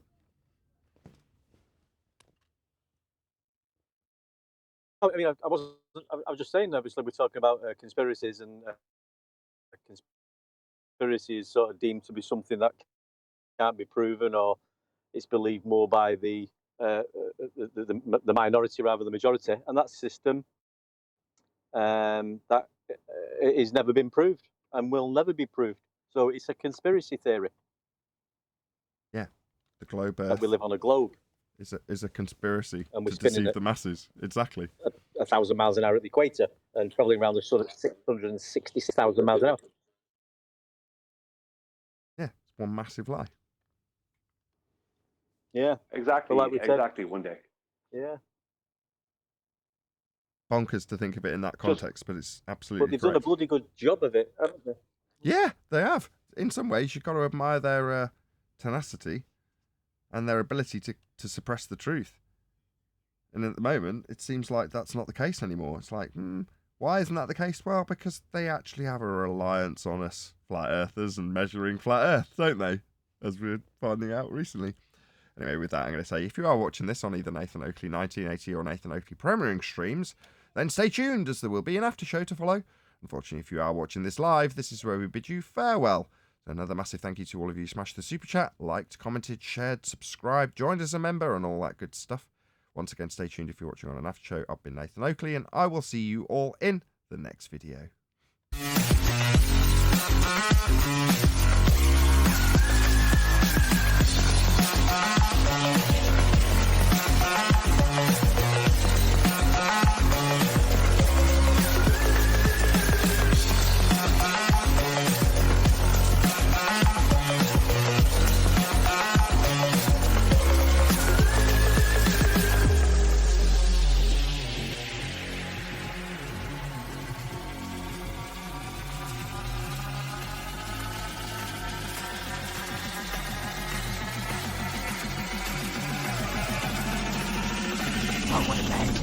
What a lovely day!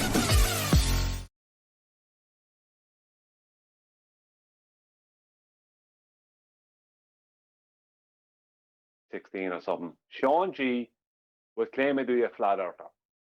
Then he claimed, well, he wasn't claiming to be a flat earther. He claimed that he used to be a flat earther and now he's not. This is back by 2016. He did an interview with Fight the Flat Earth, and within 3 minutes of that interview, he said that the reason that he found out the Earth wasn't flat was because he realized that it was very big. That is his words, right? I think it's 3 minutes, 12 seconds in to that interview with Fight the Flat Earth. When Fight the Flat Earth was first coming out, it could have been early 2017. Maybe it wasn't as far back as 2016. John G. after that went on. He was supposed to be a Marine or some military person like that, right? And eventually, after a year or two, he said he was bowing out from, not that I had much interaction with him, but I used to spend a lot of time on holidays and that. He said he was bowing out from all this because he wanted to spend time with his family. He said, what's the point in him being here arguing with flat earthers when he can go and spend time with his family? And he disappeared. Came back a year or so later, and Sean G is back, and he's a surveyor. Right? A surveyor. I thought you were a military person who has, bailed out from all this. I thought you used to be a flat earther, which you never were. The guy is just next week he'll be a pilot or a baker or who knows. So hold on. So what you're saying is he's Zanuck. Zanuck's all of these things too. No, Zanuck is also all of those things. Sean G is nonsense. He knows he's nonsense. He's a lawyer, and he does say stupid things. You don't have to be smart to be a lawyer, but he will lie straight out. I don't know how he came back after a year or so as a surveyor. I kind of forgot he was one of those self-proclaimed ex-flat earthers. I forgot all about that, to be honest. As soon as I heard Georgie, I remember the conversation he had with freaking Jose. And between the two of them, they couldn't figure out if rockets are made of matter. It's just too funny. I don't know the guy, Brian, but you said he found out the world was too big. How did he measure it? He didn't, Bundek. He just said something. That's all. He was never a flat earther. He was always a glober. He just said he was. And he said he found out the world was too big. Not like technically the real world is, and demonstratably through circles of equal altitude in celestial navigation, the world is measured to be way huger than what they say the world is as a globe. So technically, he's completely wrong. But the point I'm making is that what he was claiming is the Earth is really big or too big or some nonsense like that. Like the flat plane that we dwell atop is way huger in surface area than the claimed globe. So his reasoning was incorrect for a start. So I mean, it's out there now that circles of equal altitude measure. Sorry, bro. Just 1 second. It's out there now. The circles of equal altitude measure there to be way huger than as in its surface area than the official full surface area of the globe Earth. So how come he hasn't switched back if he switched because of that reason? Do you know what I mean? He's a liar. Just a total load of lies. There's so many of our opposition. It's just liars. They just say anything. And if they're proven to be liars, they try and just disappear and then come back as if nothing happened. They're not all liars. Some of them are just believers. But there's a lot of them that are.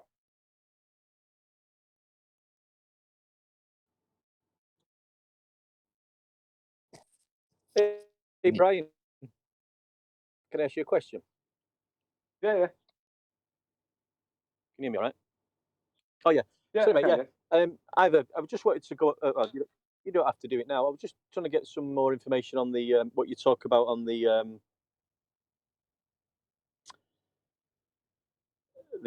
so-called radius value of the presupposed globe being obtained by the elevation angles from the zenith of when you talk about that. But then I was just a little bit unsure about how that 3959 figure comes about using that method. You don't have to explain it now if have you got a video on it or something like that.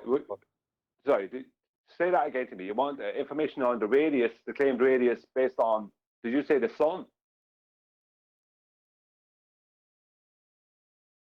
Sorry, might be a bad line. One day? When you talk about the elevation.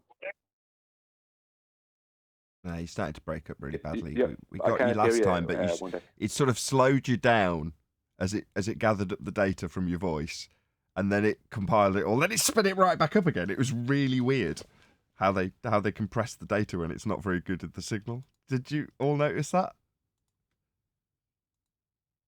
No. Yeah, it did sound a bit strange. It did sound weird.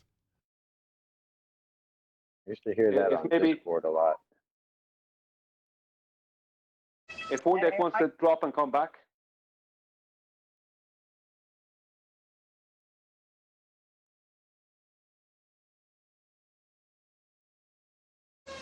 I hear the voice of that on. Definitely can't hear you.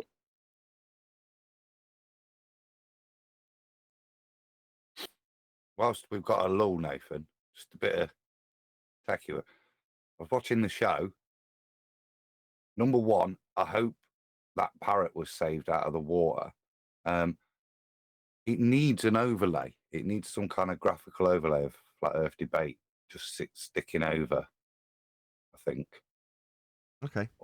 Or some just to make it a bit pretty. It's just a bit too bland with no identifier other than the N in the corner. Okay. I think I could do it. You want to help me do an overlay? That's the thing. You want to help me do an overlay when there's game footage? Is that what you're saying? Yeah, I think we should have something over there that's just show identifier. It'd just improve the screen a bit. I think. Next week, do you want to get together at some point and do it? Because the intro has always had your old logo on it, and I've never done it. But I think it might be time to maybe refresh the logo, refresh the intro as well. Maybe. Yeah, cool. I've just finished Refracted Philosophies logo and little mini intro, and I've just been asked by Flatzoid to do him one. So I'm doing that as well. So I'm into computer stuff. So yeah, next week will be cool. Get it lined up. Yeah, I'm in the queue. That's good to know. Excellent. Yeah, but it's creative, so I'm better having a few projects to keep dipping in and out of, because otherwise you stare at screens too long. So that's cool. Excellent. Well, there's no rush. I'm hoping that once, I'm pretty happy that from next week onwards, I'm not going to have any hardware issues or software issues, and I can just focus on the show. But every day's been a headache in literal terms. But today's been not so bad. I haven't had any issues today, which is good. Like literally none. Apart from there being, it's nice to now polish up what's working, as opposed to your car's crap and it's falling apart. But it also has a bit of rust. We should sort the exterior out. No. Get the cogs working first. But I think the cogs are working now, so it's like, a bit of polish on what's capable.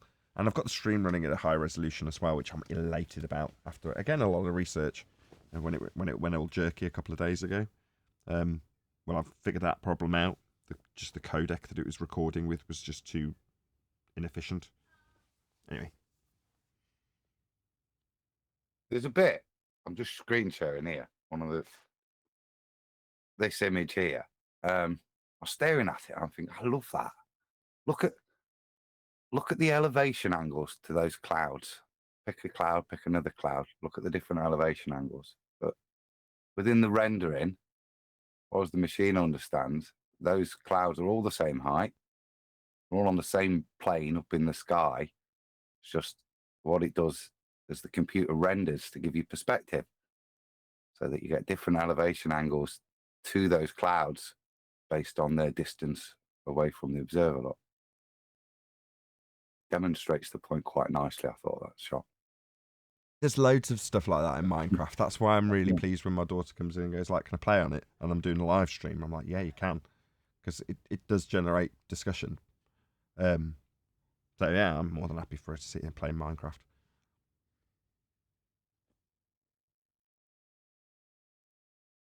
Good stuff. It is very watchable as well. Like I say, you are listening, but your eyes are distracted. It's quite nice instead of just watching Matrix scrolls and stuff. That's the It is whole better. idea. Yeah. Exactly. I occasionally have to say, look, what you've got on with your little chest with stuff in it that you're foraging around in for 10 straight minutes, that's boring. Go and smack some sheep. I like the sheep that got beat up with a flower. I'm not really watching what she does. I do, but like I say, I'm not, because I'm watching other things and I can't really be I was initially really distracted by her playing on Minecraft, but now I'm not. I just don't watch her. But after the fact, exactly, I agree. You find that while you're not watching, you are.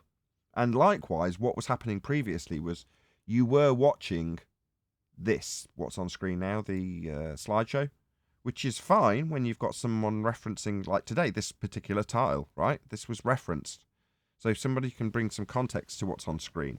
But if that's not happening at that particular moment, or it's not in reference to the tile that's on screen, then it's just stuff going on, right? Like the chat scrolling by. It's just something moving on screen. But Minecraft's like that times 1,000, isn't it? You can be distracted by it, but it is visually interesting. While someone's talking about flat Earth. The ideal is when somebody comes in and actually debates with us and claims that Earth's a sphere, and there's something going on in the background like that, as someone's getting a proper pasting. That's the ideal. Has anyone been on, Nathan, on the Gilded for a little bit of a debate or a slapping? I've not heard anybody. I don't know. I can't remember if anybody's. I can't remember where the transition happened and who's been debated with since. So I don't know, but it wouldn't surprise me if the answer was no, because it's so new. And you know, from as much as a point of view that I said earlier in the show, I don't care if there's a tertiary crowd that comes by that's established in Discord. You know, in a way, and I think Brian said it also. We don't really want to talk to those people anyway. You know, it's the new guy that stumbles across on Odyssey and goes, "How do I join the show?" And he has to come to YouTube and click on the link to get in. Well, once he's done that and he's in, or she's in, that's all I need. You know, I don't necessarily need. Initially, I needed whatever the panel was to be the entirety of the show. And again, no offense to the guys in Gilded, that's what G Plus is for. You know, they're the regulars. Whereas the Gateway has different benefits to people who come in. It's not necessarily to benefit me with a debate for the most part when people come into Gilded at the moment. That'll change. It's just a matter of time and people wanting and desiring to come in and tell us how wrong we are. That will boil over eventually. These sorts of lulls where people don't come in, I've seen it all before with various different topics that come up. They get annihilated and then want to keep well away. Well, at the moment, they've got a great excuse. It's a bit more effort. This is the regulars, though. And as Brian said earlier, well, we don't really want to talk to those. But the fact there's a lull in the people that's coming in, partly to blame with me letting the standards of the show drop while I've changed computers. Not something I should have really done, but set now for the next 5 years, hopefully. And that will change. Over time, people will want to come in and correct one of the smart asses who think the Earth's flat. They can't help themselves. As long as it's the current Western world paradigm, I assure you, I give you my 100% guarantee, someone will stroll in. And probably soon. Because I know it seems like, oh, well, where are they? They're boiling over the brim somewhere else. I can't sustain that sort of heat forever. Yeah, they'll eventually come back in. Newbies that want to tell us how wrong we are. And it's normally when we're talking about something completely unrelated to the subject, because I've let the standard slip momentarily while someone's watching, and we end up talking about Predator or something. When you say boiling over the brim, what degrees would that be, the boiling points? That'd be irrelevant, Neil. As long as the vapor pressure is equal to the air pressure, it will boil. But yes, well, there you go. That was been the most recent debate, whoever asked. It was with one of our own. That's been the most recent drama. Well, just on the subject of people who are coming in and boiling. Yeah, yeah.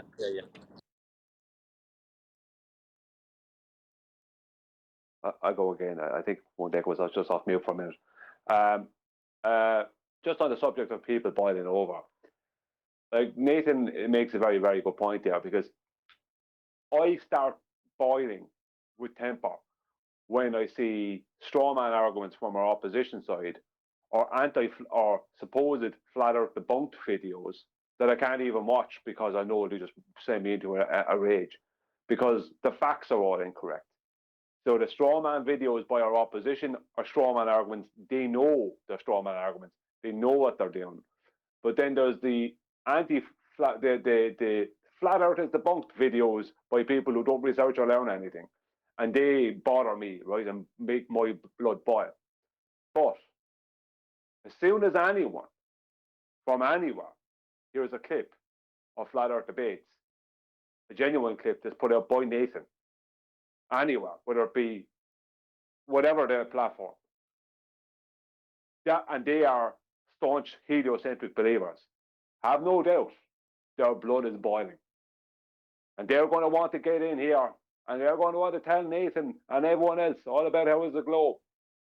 So yeah, we don't have all these people now that used to come in and whatever years ago, whatever. But there's going to be new people turn up.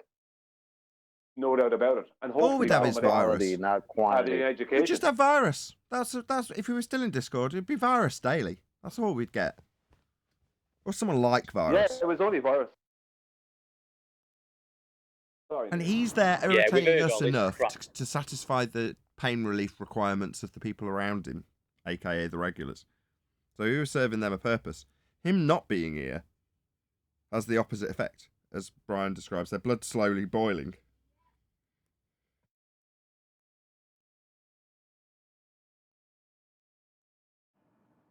Plus, I think it's good because we all seem to chat a bit more and get to the point. It's more talking about the subject matter rather than some idiot coming in and spoiling the show. Bloody Arwin. So at that point, it is good. Bloody Arwin. But look, the thing about it is this, right? If you take it like this, when somebody hears a clip that's put out there by Nathan, specifically by Nathan, or someone else who takes a clip and puts it out there, a correct clip, and doesn't mess it or edit it, that will get to someone who wants to tell all of us about how the Earth is a globe. Now, that someone might very likely be someone who's hanging around on a different platform, right, social media platform, who's had an easy fight because they'd be dealing with people claiming things like ice walls and stuff like that. That somebody hopefully will have an education, and they'll want to come in here because they're going to feel very threatened, because the easy fight they've had, which probably is not easy anyway, dealing with people who are claiming ice walls and domes, that still is not an easy fight for them, right? But they're going to want to come here and tell Nathan and everyone else and Quantum Eraser about how the Earth's a globe, and they're going to lose badly, and that's what's going to happen. And hopefully they are an educated person who's used their education as a weapon against people. It's not like it's going to happen.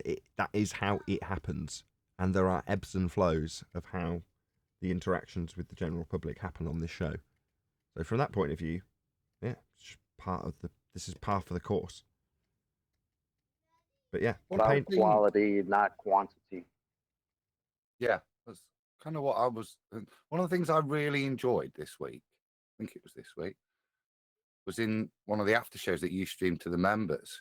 And I understand why you don't want to do it, but I think if we're careful and do it like we did with regards to the guy sailing and magnetic declination, I really enjoyed going through with a peer group something that I'd not really gone through before and discussing the points. And don't know if that's going to come out, Nathan, but I'd be interested in feedback on that, because I actually enjoyed that, sitting through a video and us discussing points and not really knowing, but learning as we go, and like I say, chatting with your mates about stuff, getting clarity on it. I think is that how you view that? Because I didn't view it that way. I thought the guy was going through stuff that we had covered for the last year.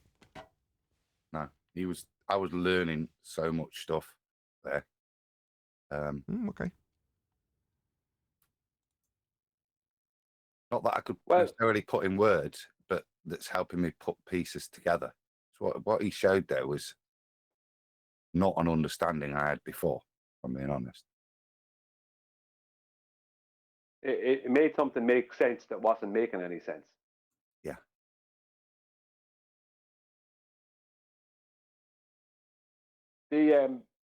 I sent you a video, Nathan. It was made by Flat Earth Banjo, and the first couple of minutes just has what it is a compilation of people on a different platform who are fighting for Flat Earth. Now, most of them are naive, but there was a clip at the start of it where someone is sharing a clip from, I think it's that, is it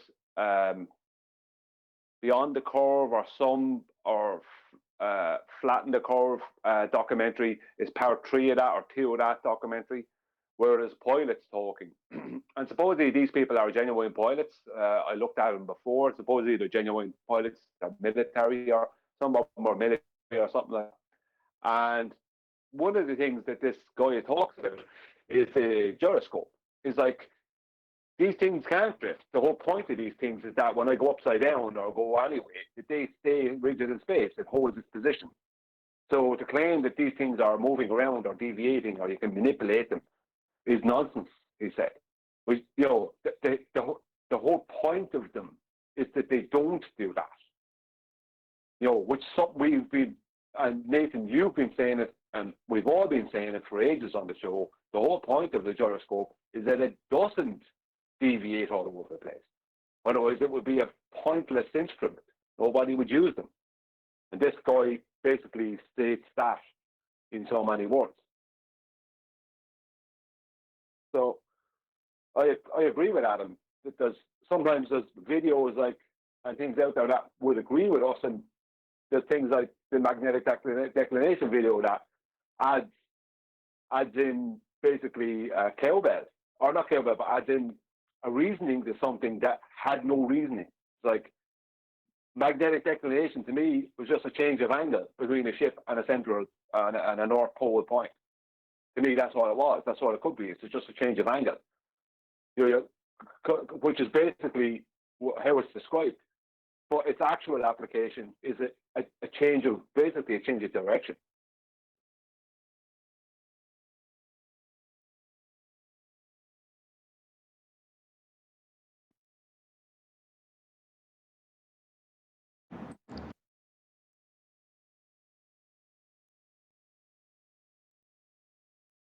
I was thinking about, he was dealing with the 55th latitude,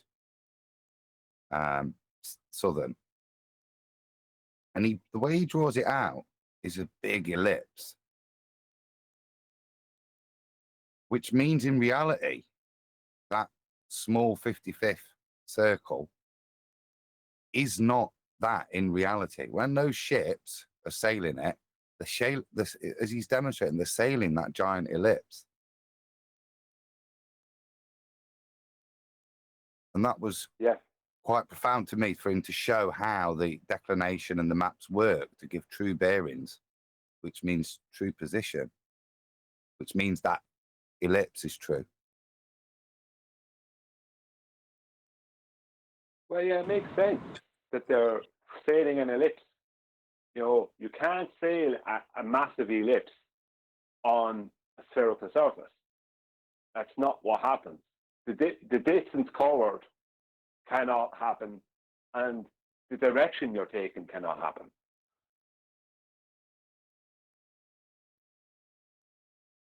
If there's one shape that's impossible in a lot of ways on a spherical surface to sail, it would be an ellipse in a lot of ways, if you think about it.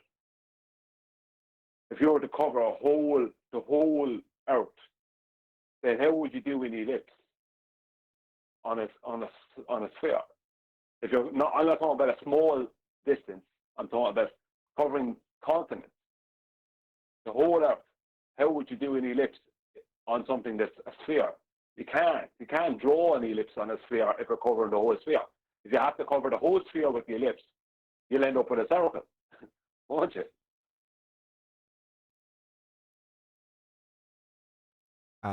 If you cover the whole sphere with an ellipse, you'll end up with a circle. Yeah, exactly. Yeah.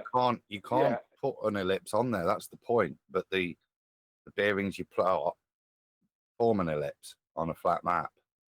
Yeah, and it is an ellipse, but that ellipse is not transposable. The only way it's transposable is to use magnetic declination and turn it into a circle of 55-degree southern latitude equivalence. Right, that was something new I learned from that guy. Okay, yes.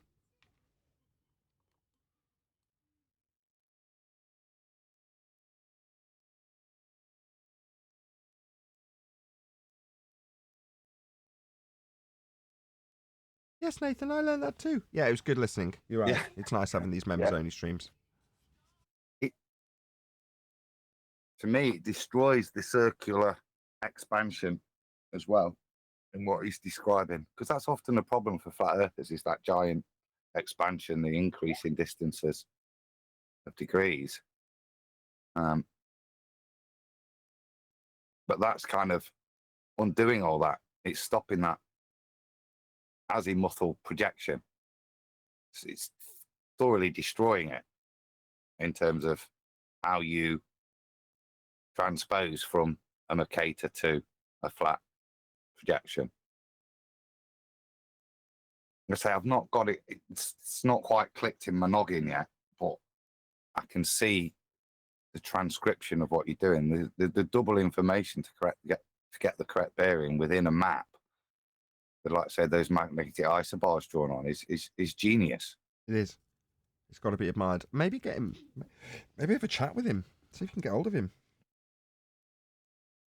I think that's my next. He did say, didn't he? He did say, like, if you've got any questions or anything, just get in touch.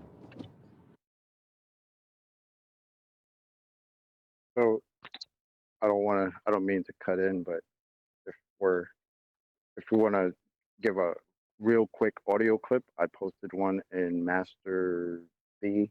I'm still gonna call. I don't know what the hell it's called. Master B. Yeah, if you could play that.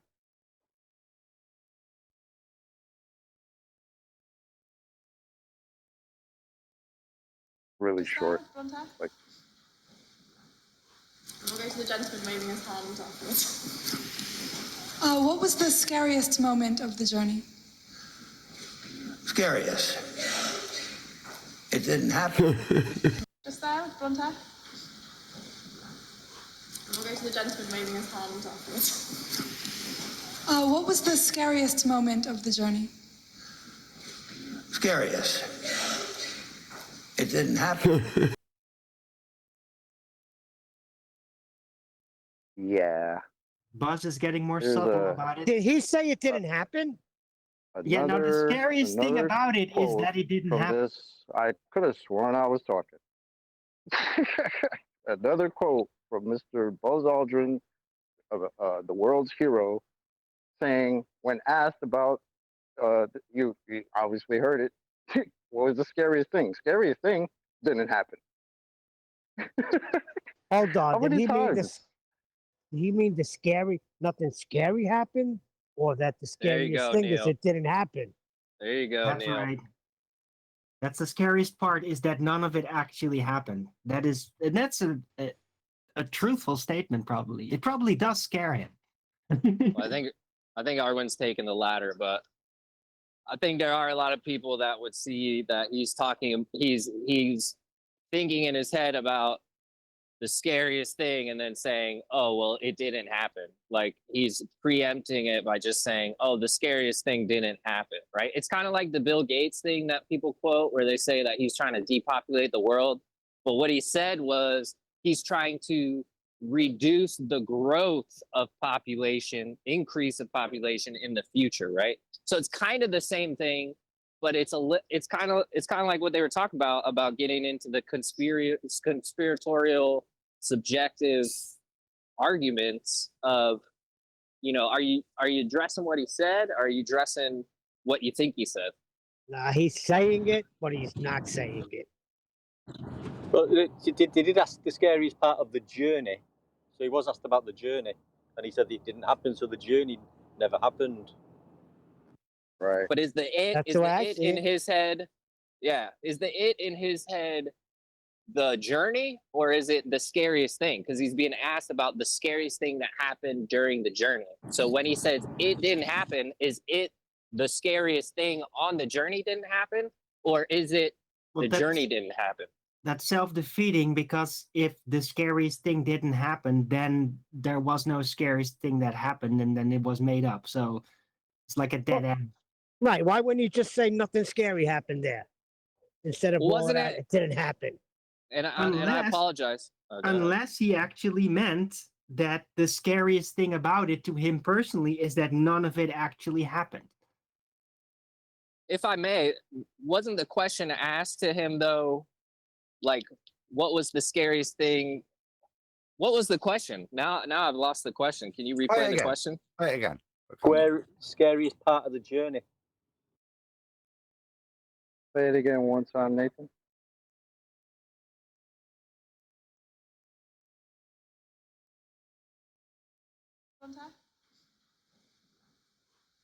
The gentleman waving his hand afterwards. What was the scariest moment of the journey?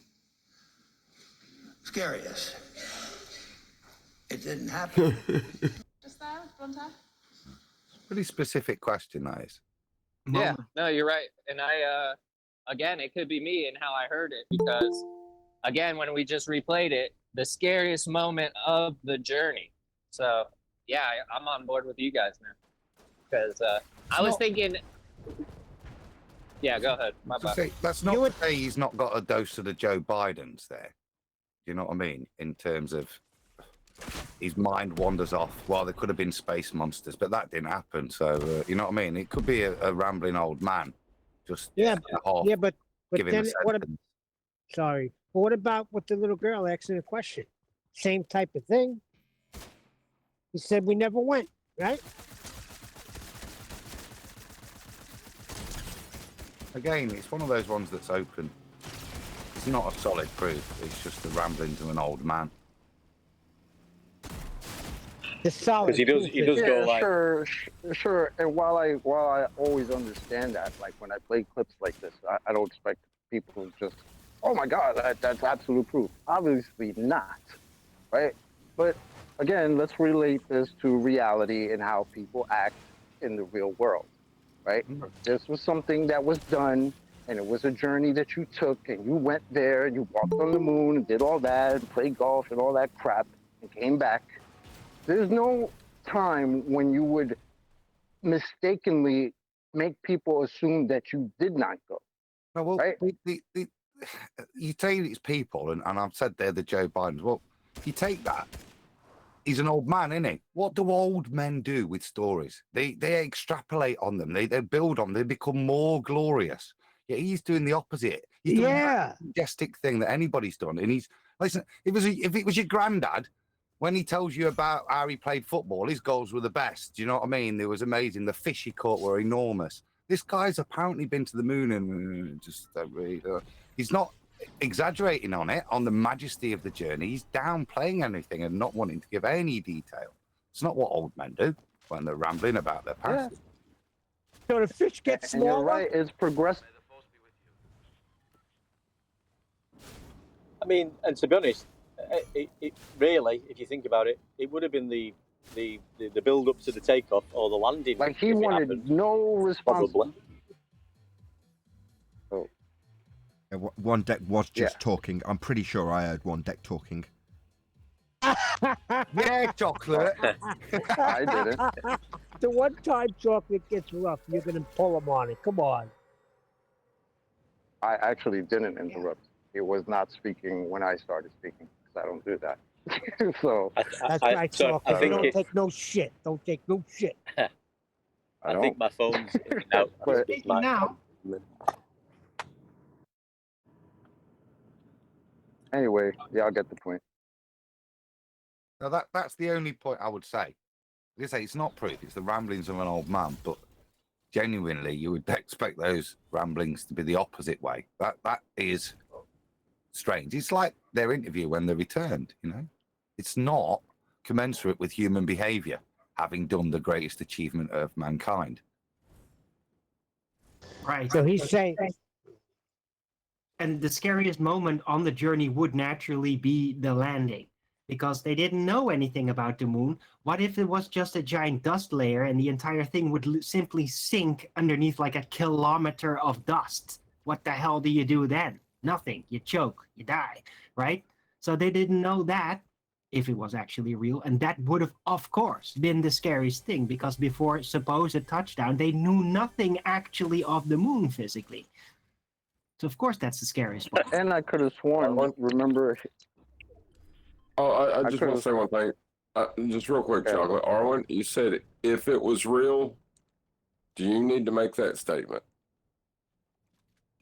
Yes, because it was a hypothetical question. yeah, we're talking I- about I a journey think- to Narnia right now. So obviously, I think the scariest part might have been going through the Van Helm belts, but that's if they But they would have didn't known know it was that. there at the time. yeah, so they're I protected. know exactly. They didn't know that then. That was afterward that they figured that out. After they The Van supposedly... Halen. That's my point. Well, with all the noise at the Van Halen does, you know, I can understand why that'd be scary. Yeah, but can you imagine him saying, what's the scariest bit? Van Well, Halen belt? it gets back. What was the scariest bit? Well, it was only a week later when I found out I'd travelled through killer radiation. If I'd have known about that bit, I would have been really scared. That would have been the scariest bit. But luckily I didn't know, so we're okay. other No income, way. It don't affect them. just something else that doesn't check out for me, because I could have sworn I remember hearing him tell a story about how they didn't know if they would actually have the correct amount of fuel. I'm paraphrasing right now because I'm going by memory, but I remember him telling a story about how they were on the module and they didn't know there was a chance, they didn't know how much fuel they had, blah blah blah. Now, yeah, he's an old man. Maybe he didn't remember that he's told that old yarn's tale before, right? But again, if this is something that happened in reality, you wouldn't respond that way, right? You just wouldn't. If it was actual facts, you just wouldn't respond that way. It's the great America. When people want to just say, oh, well, you know, it could, yeah. Just like this is the only industry in which technology goes in reverse, and we're just supposed to accept that because this is the space industry. Fuck out of here. I don't play that shit.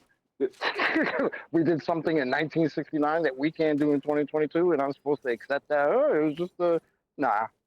I don't buy it for a second. The great American achievement, right? And he can't remember nothing about it. Wow. Well, I don't know what they would have used the fuel for in a vacuum, but anyway, if Kiwi is listening to this, he's having a canary right now. Because I heard Chocolate say that he never overtalks someone when he hears them talking. Kiwi might have an issue with that. I'm pretty sure Kiwi Oh, basically yeah, said, yeah. that's Chocolate again. I know it's Chocolate. Wow. No, Huey starts talking at the same time I start talking. That's right, But chocolate. if I hear somebody else talking, I shut up. You might hear me say a word and then I'll shut up. I'll let people talk. I'm not a bully. I'm not a rumpus. It's not that serious to me. I did a little bit of looking, chocolate, into the this moon landing stuff and that, and the people take the piss, don't they, out of Nixon spoke to him via a telephone, but look, it's a special telephone. It's got a side box and an RS-232 interface lead, so maybe it was possible. Maybe it just has one of those extra long cords. You know, No. like when I grew up, I had like a 50-foot cord in my house. You can literally go outside down the block on my phone. Look, Well, wait a second. How do we know? How do we know they didn't have technology back then? They don't let technology out right away. You know, they could have had it. We just didn't know about it. I just said, Neil, look at the little box on the side. That's the moon connectivity box, an adaptation kit you get.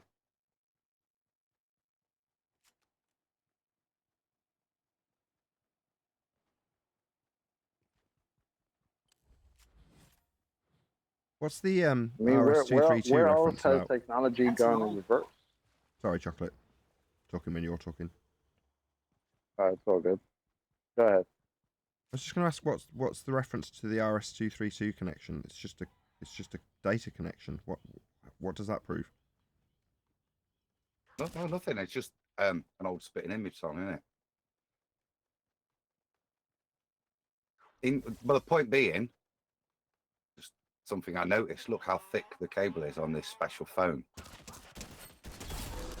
If Nixon about said he normal- talked to them, he talked to them. He's the president. Your bell wire, your normal bell wire is really thin, isn't it? Really small connection. Yeah, this one, not massive RS-232 interface lead connection. So it's bound to be able to go to the moon. What are you? I wonder what- if is these that are like the a same specs of the bat phone.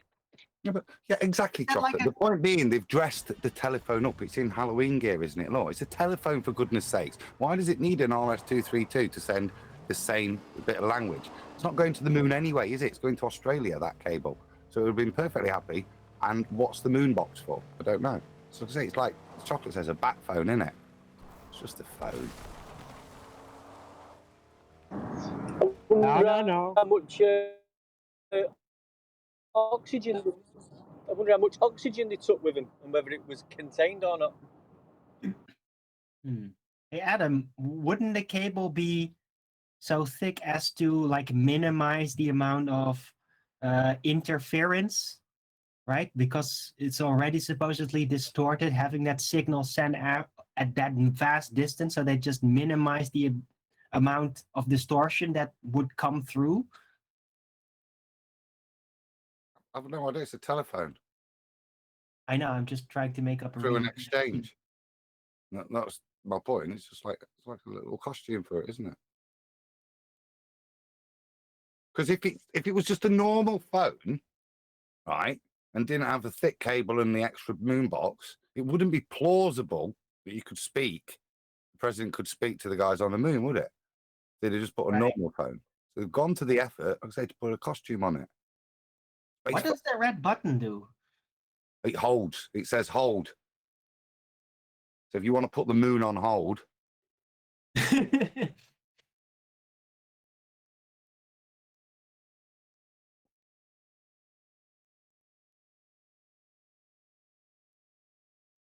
It looks interesting. It's like a green Batman phone. I don't know why they didn't just choose a red version. I'm trying to read on the. It seems to say Chaplin, Woods, the blank one, and then something else. Something. I can't read the last one. And then there's Haid Man and Chapin on the line. So yeah, I think of any. No, not one of them is direct to the moon. Not like an auto dial for the moon.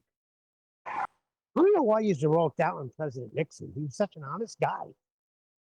I am not a crook. He didn't get his name Chicken Dick for nothing, you know.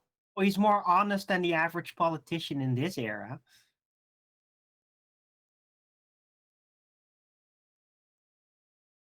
Smartest kid in special ed. He had to listen. He had to make good for President, what's his name, Kennedy's statement that they're going to go to the moon, not because it's easy, because it's hard.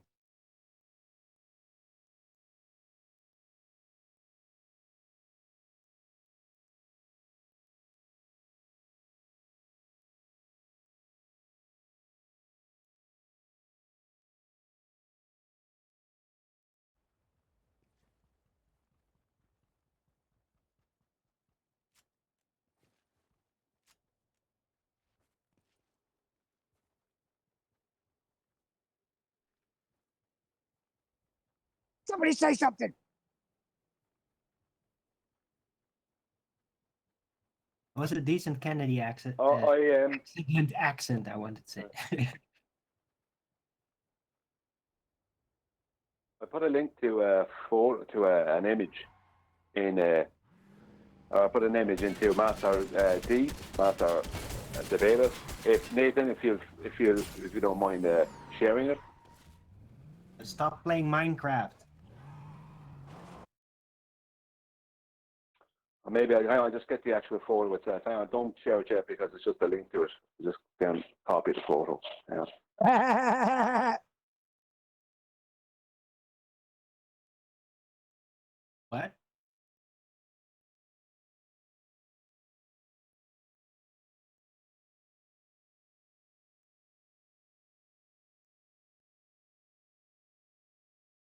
Now the photo is in there, Nathan, if you want to share it.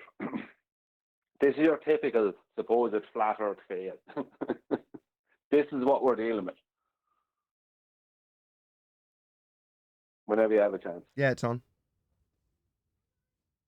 So we have, I suppose, a flat earth fail.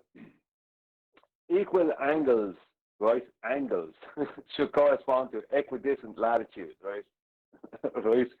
And they're using like maybe the sun and divergent rays, right? Do we take angles to the sun based on the divergence of its rays? No, number one. Number two, angles, that would require a horizontal baseline, right? Number three, do we ascribe a height to the sun? No. So how is this, number four, the latitude and longitude grid is not based on the sun, it's based on Polaris. So how is this, right, equal angles, right, suppose a debunk of anything? This is your typical idiots out there who thinks they're debunking something, who doesn't understand the words they're using. Angles. We don't have to even go past that. Everything else I said doesn't matter. Anything else I said there, even though it's relevant, means nothing. Angles. How do you get them on a curved surface? How do you have an elevation angle on a curved surface? You can't. Every one of these angles to what, one second, before I just finished. Every one of these angles to what would be the sun or whatever would involve an adjacent, right, that would go from the observer to the GP point of the sun. That's how an elevation angle works. It doesn't work with a tangent plane and a curved surface. Well, it will work that way mathematically, but you won't have a tangent plane in reality. In reality, you just have a horizontal surface. Indeed.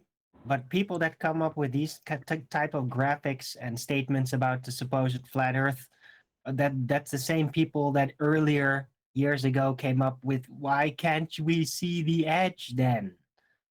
If the horizon isn't geometric, then why can't we see like the edge, right? It's just ridiculous straw man conceptions about how the supposed flat Earth model works. And they love to Plus, do that. I find they use the word angle a lot in this subject matter, and we're not dealing with angles, we're dealing with elevation angles. That's correct. Which is not an angle. Or it can differ from an angle. It's an elevation angle we're talking about, which requires the flat baseline to get the elevation angle. So I always pull them up on that, say we're dealing with elevation angles, not angles. Yeah, if you look at this diagram, it has a blue vertical meeting a blue horizontal, and it has red then angles from that sun point that are elevation angles out to an edge area, right? It's like, yeah, that's how you do it. You can't, like, and it's orthographic. It's like, people don't understand. An elevation angle, right, or any type of angle, right, if you're talking about the measurement of something, the size of something in the distance, or the height of something above the horizon, that's all perspective. It's a measurement of perspective. So how can you put it into orthographic view and say, see, there's a problem? No, there isn't. The orthographic view doesn't exist in reality. Can you buy orthographic binoculars? No. You can't see things orthographically. Everything we do, every elevation angle and every angular size measurement is a measurement of perspective. That's what it is. So you can't say, look, from perspective, make an orthographic diagram that is based on perspective and say, look, perspective debunked. How can you debunk perspective when your whole diagram is based on an orthographic representation of it?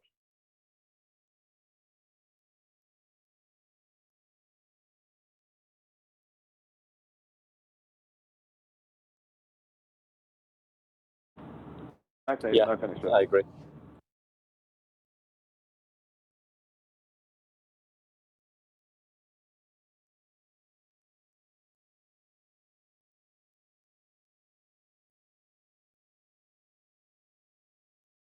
One day, what was it you were trying to ask me earlier, before your signal got bad?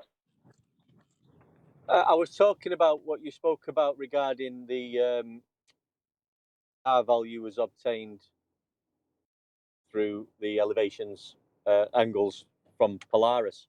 I think you said starting at its zenith and working back. I'm sure you said when you get to 90 degrees or when Polaris gets to 0 degrees, that would be the equator, I think you said, Mark, and that would equate to the radius value of 3959. But I just wondered how them two figures correlate. Well, I did a 40-minute video on it on my channel. If you just click on, maybe I just get the video maybe for you and share it. Yeah, I'll have a look. I did a 40-minute video on how it works on my channel. So I just wondered how the 3959 came about with the 60 miles per degree times 90. It's all in there. It's actually 3958 and change. Right. Decimal point and change. They rounded it off up to it. No worries. I'll find that, Brian, then and take a look. Thank you, mate. Appreciate it. Thank you. Yeah, no worries. It's in there. It's I can't remember the title. I'll have to look to find the title of what it is. Just give me a minute. I'll come back.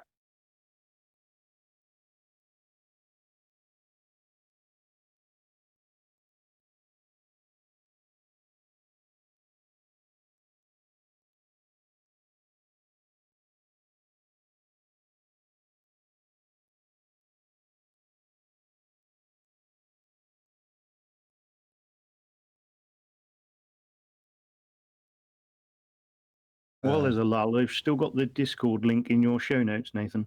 You need to change it to Gilded. Oh, really? Oh. Yep.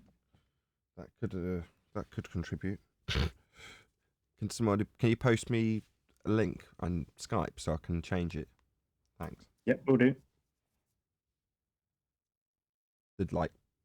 A join link that'll last forever. I don't know if there's such a thing. Hopefully.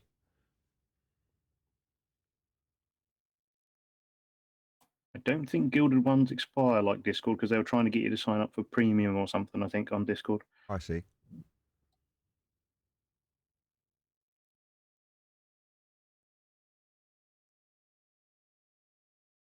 Yeah, I'll get that changed. That'll definitely help. As I'm telling people to click the link and it's taken them to a Discord server that doesn't exist.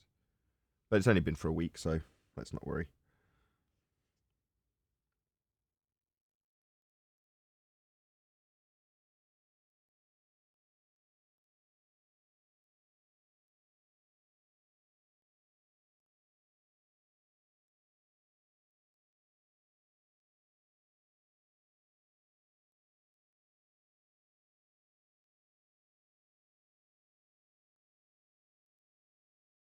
One deck, if one deck is there. Title of the video is Origins of the Globe Earth's Radius Value. The 41-minute video. Thanks, Bri. Cheers, pal. Okay, no worries.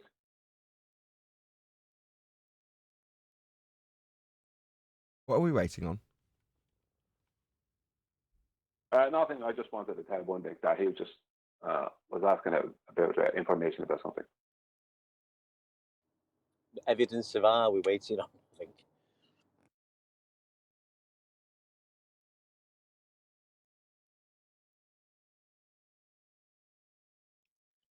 Have you guys tackled spherical excess at all?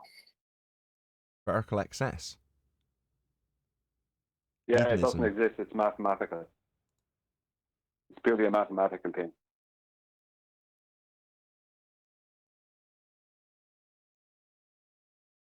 What is it you know about it, or? I don't know anything about it. I just wonder.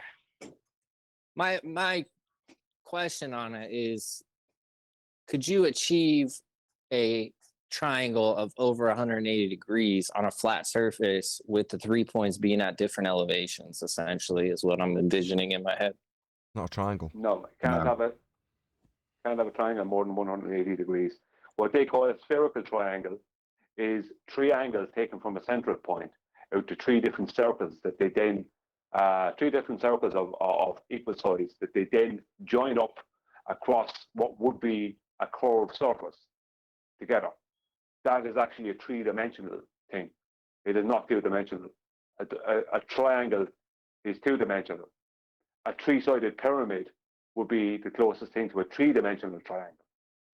There is no such thing as a spherical triangle. There is three curved lines to 3 points that come from the center of a globe that would require a radius value measurement. Right, it's an oxymoron. Triangle, angle being two straight lines meeting at vertices. Well, if you've got two straight lines meeting at a vertex versus one curved line and one straight line meeting at a vertex, that's not an angle. So how can it be a triangle? It's always prefaced with spherical triangle, isn't it? Because it's an easy way to describe those 3 points, just the concept. But I think the point of spherical excess is exactly that. It's the amount of extra angles you generate, which is relative to where you position the points on the surface of the sphere, and fundamentally how that plays out. So that's all it is. It's just a mathematical description of saying, well, the excess of that spherical triangle is whatever. You know, it's more than 100, whatever it is, more than 180 degrees. It's only relevant in spherical trick, and by definition, it's not a triangle. Hence why you call it a spherical triangle. It's not a triangle. Forgive me for my ignorance here, but that's non-Euclidean geometry that they talk about with the spherical excess. Another oxymoron. So when they say non-Euclidean, it's based in Euclidean principles to begin with, to describe it as being non-Euclidean. Yeah, they basically just get rid of the parts they don't want, that don't fit their model, essentially. No, they have to retain all of it. Euclidean geometry is the base. Like straight lines and horizontals, you got to get rid of all that. None of that works on a globe. They'll still need all of those things and those principles and those axioms to hold true. And they do, even when they're certain non-Euclidean. Yeah, they have to use the pure Euclidean geometry from a center point of their globe to create those 3 points in the first place. So essentially what they're doing is they're using 3 circles and 3 angles from the center of those circles, meeting at 3 different points on those circles. And then based off of the radius they use, they then connect those points over a curved surface that would have been created if those 3 circles were part of a sphere. So they require Euclidean geometry to create those 3 points in the first place. So there's no such thing as spherical trigonometry. It's ridiculous, or non-Euclidean geometry. That's nonsense as well. So this might sound stupid as well. So that spherical trigonometry. I mean, we know we can't use that in physical reality. Is it something that's used, say, in a software application for some strange reason, doing other things, or is it just a load of bullshit? You can use it in physical reality. I want to do stuff on the surface of an orange. I was going to say, if you're dealing with a sphere.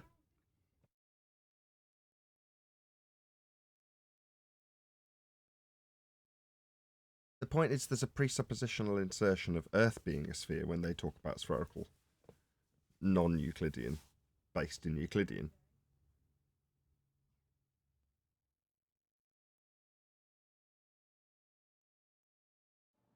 Right, so it is used then in some past instances. One sec, Chocolate. Say again.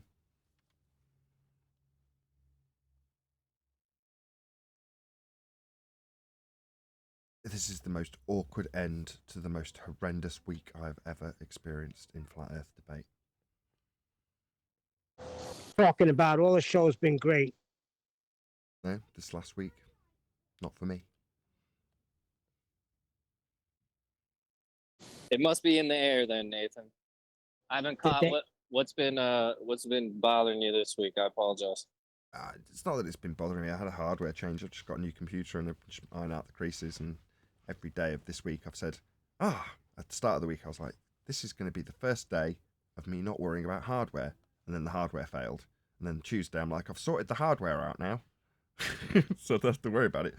And that's gone on all week. And then midweek, it was software issues. Then I caused an issue. Now I'm knackered. And next week will be better. But yeah, there's been new things that have started to happen as well, proactively promoting the channel, which is nice. There'll be other proactive things, including TikTok next week. I'm going to be sat down with Adam at some point, hopefully going through the intro and something else that's now already been forgotten by me because I'm frazzled. What's the other thing, Adam? Minecraft overlay. An overlay, yes, indeed. Yeah. A game overlay. So it says Flat Earth Debate when there's mining or me playing on Minecraft, or my daughter playing on Minecraft, I should say, or me playing Fortnite badly. So yeah, that'll be good. I did feel real bad the one day when you thought you had it all together, and Adam comes in and says, no. Yeah, I was not relishing that interruption. No, that's okay. I'd rather you tell me straight away, because that was a 6-minute live stream that, again, by my own mistake, ended up being unlisted immediately after I stopped it. So it didn't really go out to anybody. It affected the live numbers for the second show that went live, but I'd much rather have less people seeing a good show than lots of people seeing a bad one with terrible audio. That's the worst case scenario. So I'd much prefer that you told me. And I figured that out, when I was flicking switches because I'd forgotten to swap my output the day before. One of the switches I flicked was for the encoding type for recording. I don't quite know how I managed to change it, but at some point I've managed to change that setting to variable bitrate. And I remember doing it thinking, I know there's a better setting, but I know variable is good enough. It wasn't. Very inefficient, and it meant that it pegged the GPU in the CPU, the integrated GPU or iGPU, it pegged it to 100%, just through an inefficient way of recording at 4,000 megabits per second. So I just changed it to LAIGQ or whatever the efficient one is, and now the iGPU doesn't go over 80%, or sometimes hits 90, but you're like, fine, that's within tolerance at a much higher resolution live stream. So today's live stream went out 1440p, 60 frames per second, looks lovely, looks sharp, it looks clean, everything's great. Well, that's how it was the day before I started flicking switches. So, half of the problems have been caused by me, but that's a testament to you starting to get burnt out, as much as I'm trying to deny it. Like, you're making mistakes that you shouldn't make, not changing the output at the beginning of the stream like you do automatically because you're fiddling with hardware all the time. So I'm hoping that over the weekend I can kick back, watch a couple of movies. I'll listen to Ballbusters. You better go live. You better not go live just because I've said I'm going to need a rain check on that one. I want to listen to it as an audience member, maybe participate in the chat a little bit without having to worry about doing outros and all that kind of stuff. But then I can come back Monday and be keen to do TikTok, keen to do new intros, keen to get the link correctly assigned in the bottom of the show notes, keen to do the thing that you've told me about twice that I've forgotten already. Oh yeah, an overlay for footage. I'll be in the right frame of mind to do all those things. But at the moment, I'm struggling to string a sentence together, let alone a decent show. Right, what's this? This is Arwin's. Who's presented this? Yeah, that's me. Do you want to go Just a through little throwback. Go through it. Well, I thought it was appropriate because of today's situation that I got myself into. Right, so it's a cartoon. First picture: behold our latest strategy against those pesky flat earthers. And then on the board, we don't need the horizon to operate a sextant. We don't need straight line triangles. Sorry, we don't need straight line triangles for triangulation. And then how does this prove the ball Earth? I don't know. With that, I'm going to say a huge, massive, enormous thank you to both Gilded and G+ panels for making today's after show possible. And of course, a massive thank you to all of you tuning in either Nathan Oakley 1980 or Nathan Oakley Premiering streams, hopefully smashing the super chat, liking, commenting, sharing, subscribing, joining as a Nathan Oakley 1980 channel member, and all that good stuff. I've been Nathan Oakley, and I will see you all in the next video.